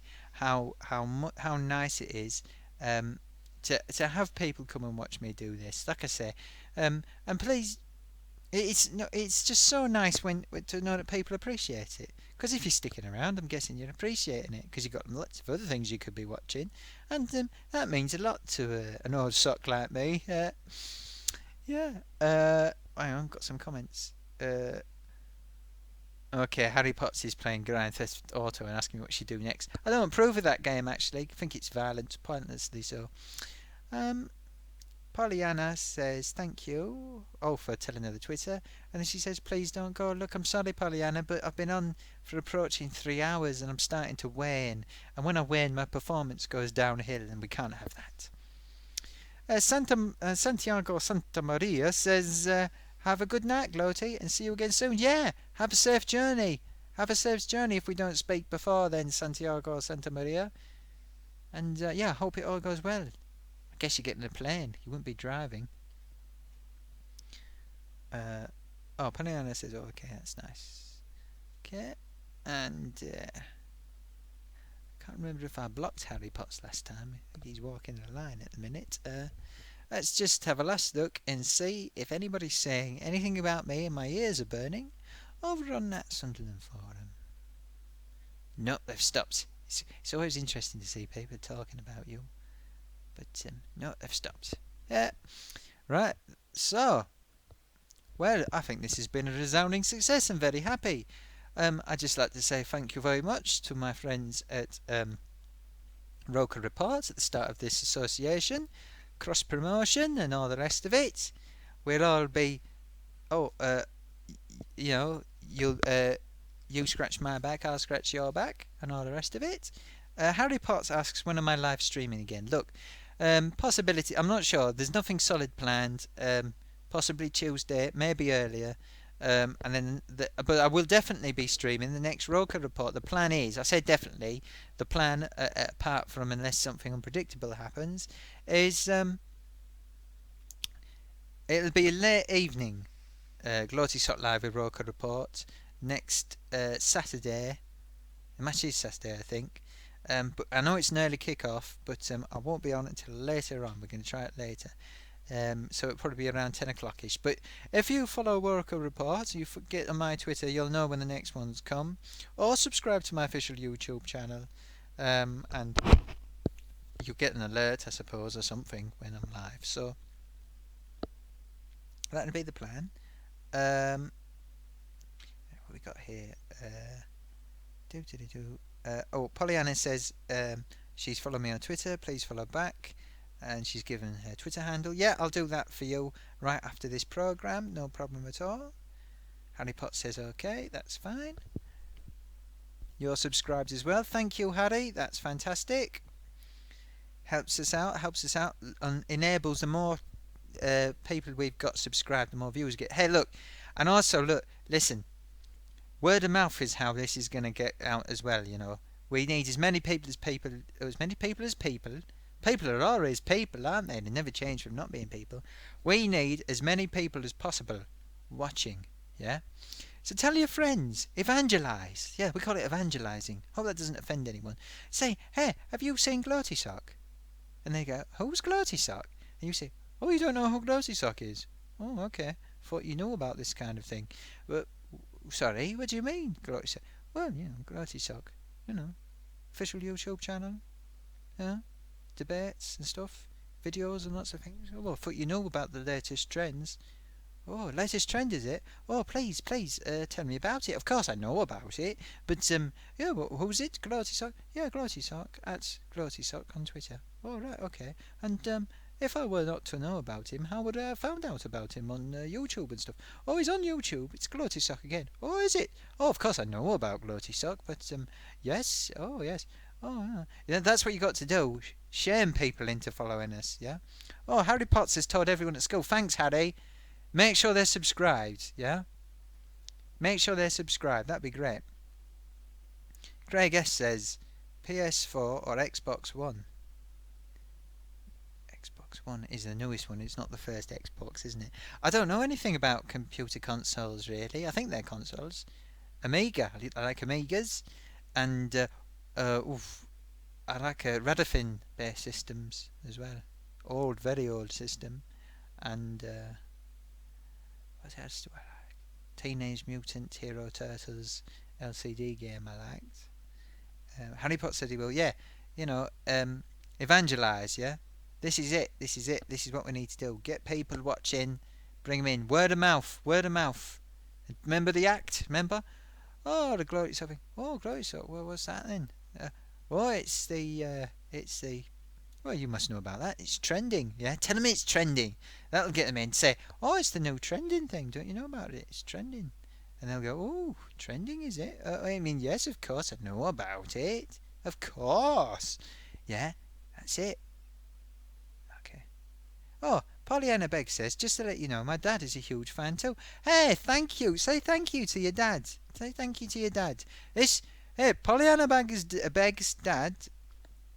Thank you very much for being a big fan. Don't forget to tell all your friends. I really appreciate that. Thank you. Harry Potter says, don't worry. I try not to worry. I will try not to worry. Yeah, that's nice. Some really nice, pleasant things. Look, thank you so much for joining me this evening. I know I've started earlier than normal and I'm leaving earlier. Well, I mean, I'm leaving earlier than I normally start. But we got to experiment with the times. I've got to try and work out things that work for me as well as you.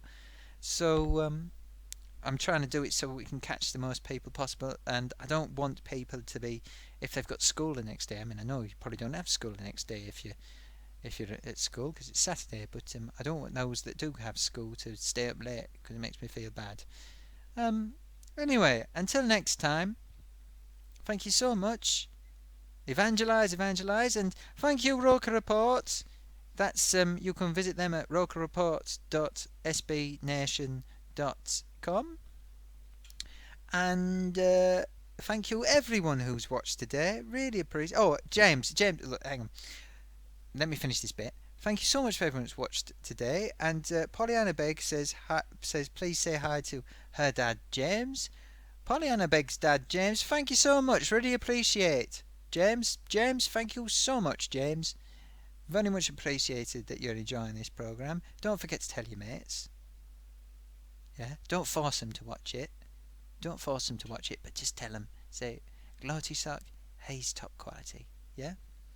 Hopefully we'll have more exciting news in the coming weeks. We've got some ideas about things we want to do in association with the Roker Report thing. It's going to let us do a few things. I know some of you seem a bit bitter from what I'm saying about this association, but don't worry, it's the same programme.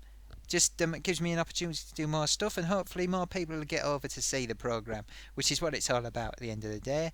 And I really like the folks down there, and it's looking like it's going to be a really great association. So let's all be positive and happy, and I hope life here. Listen, I have to say something else actually while I'm here. Listen, if you are watching this video and you are having a tough time in your life, hey, we all have tough times, so keep your chin up. Things will get better. Even the most unimaginable worst situations get better. They do. They do. They might get worse, but you can manage with them better. Trust me. Trust me, I know. Trust Gloatysock. I'm an expert in these things. So keep your chin up. Just plough on through. Even when it seems impossible, keep ploughing. And just don't stop. Okay? That's my positive message for today. In the meantime... Oh, hang on. Who's this? Please don't go, says Harry Potts. He wants me to give a shout out to Stan Daly. Stan Daly, I hope you're doing alright. I hope this isn't a comedy name I've been learning to say. But hey, Stan Daly, spread the word, evangelise, all the rest of it. Thanks everyone for watching. Really, really, really, really, really appreciate you all coming round and watching this and being on my thing. And I'm dragging this out a lot now. So, until next time, which may be very soon, I will say to you, if I can get the pointer. Can you get the pointer across to the right? I think so. We're ready to do this. Yeah, are we ready? Okay. So until next time, thank you so much, viewers. You make things much better for me in general in life. And I'll catch you next time. Obiento.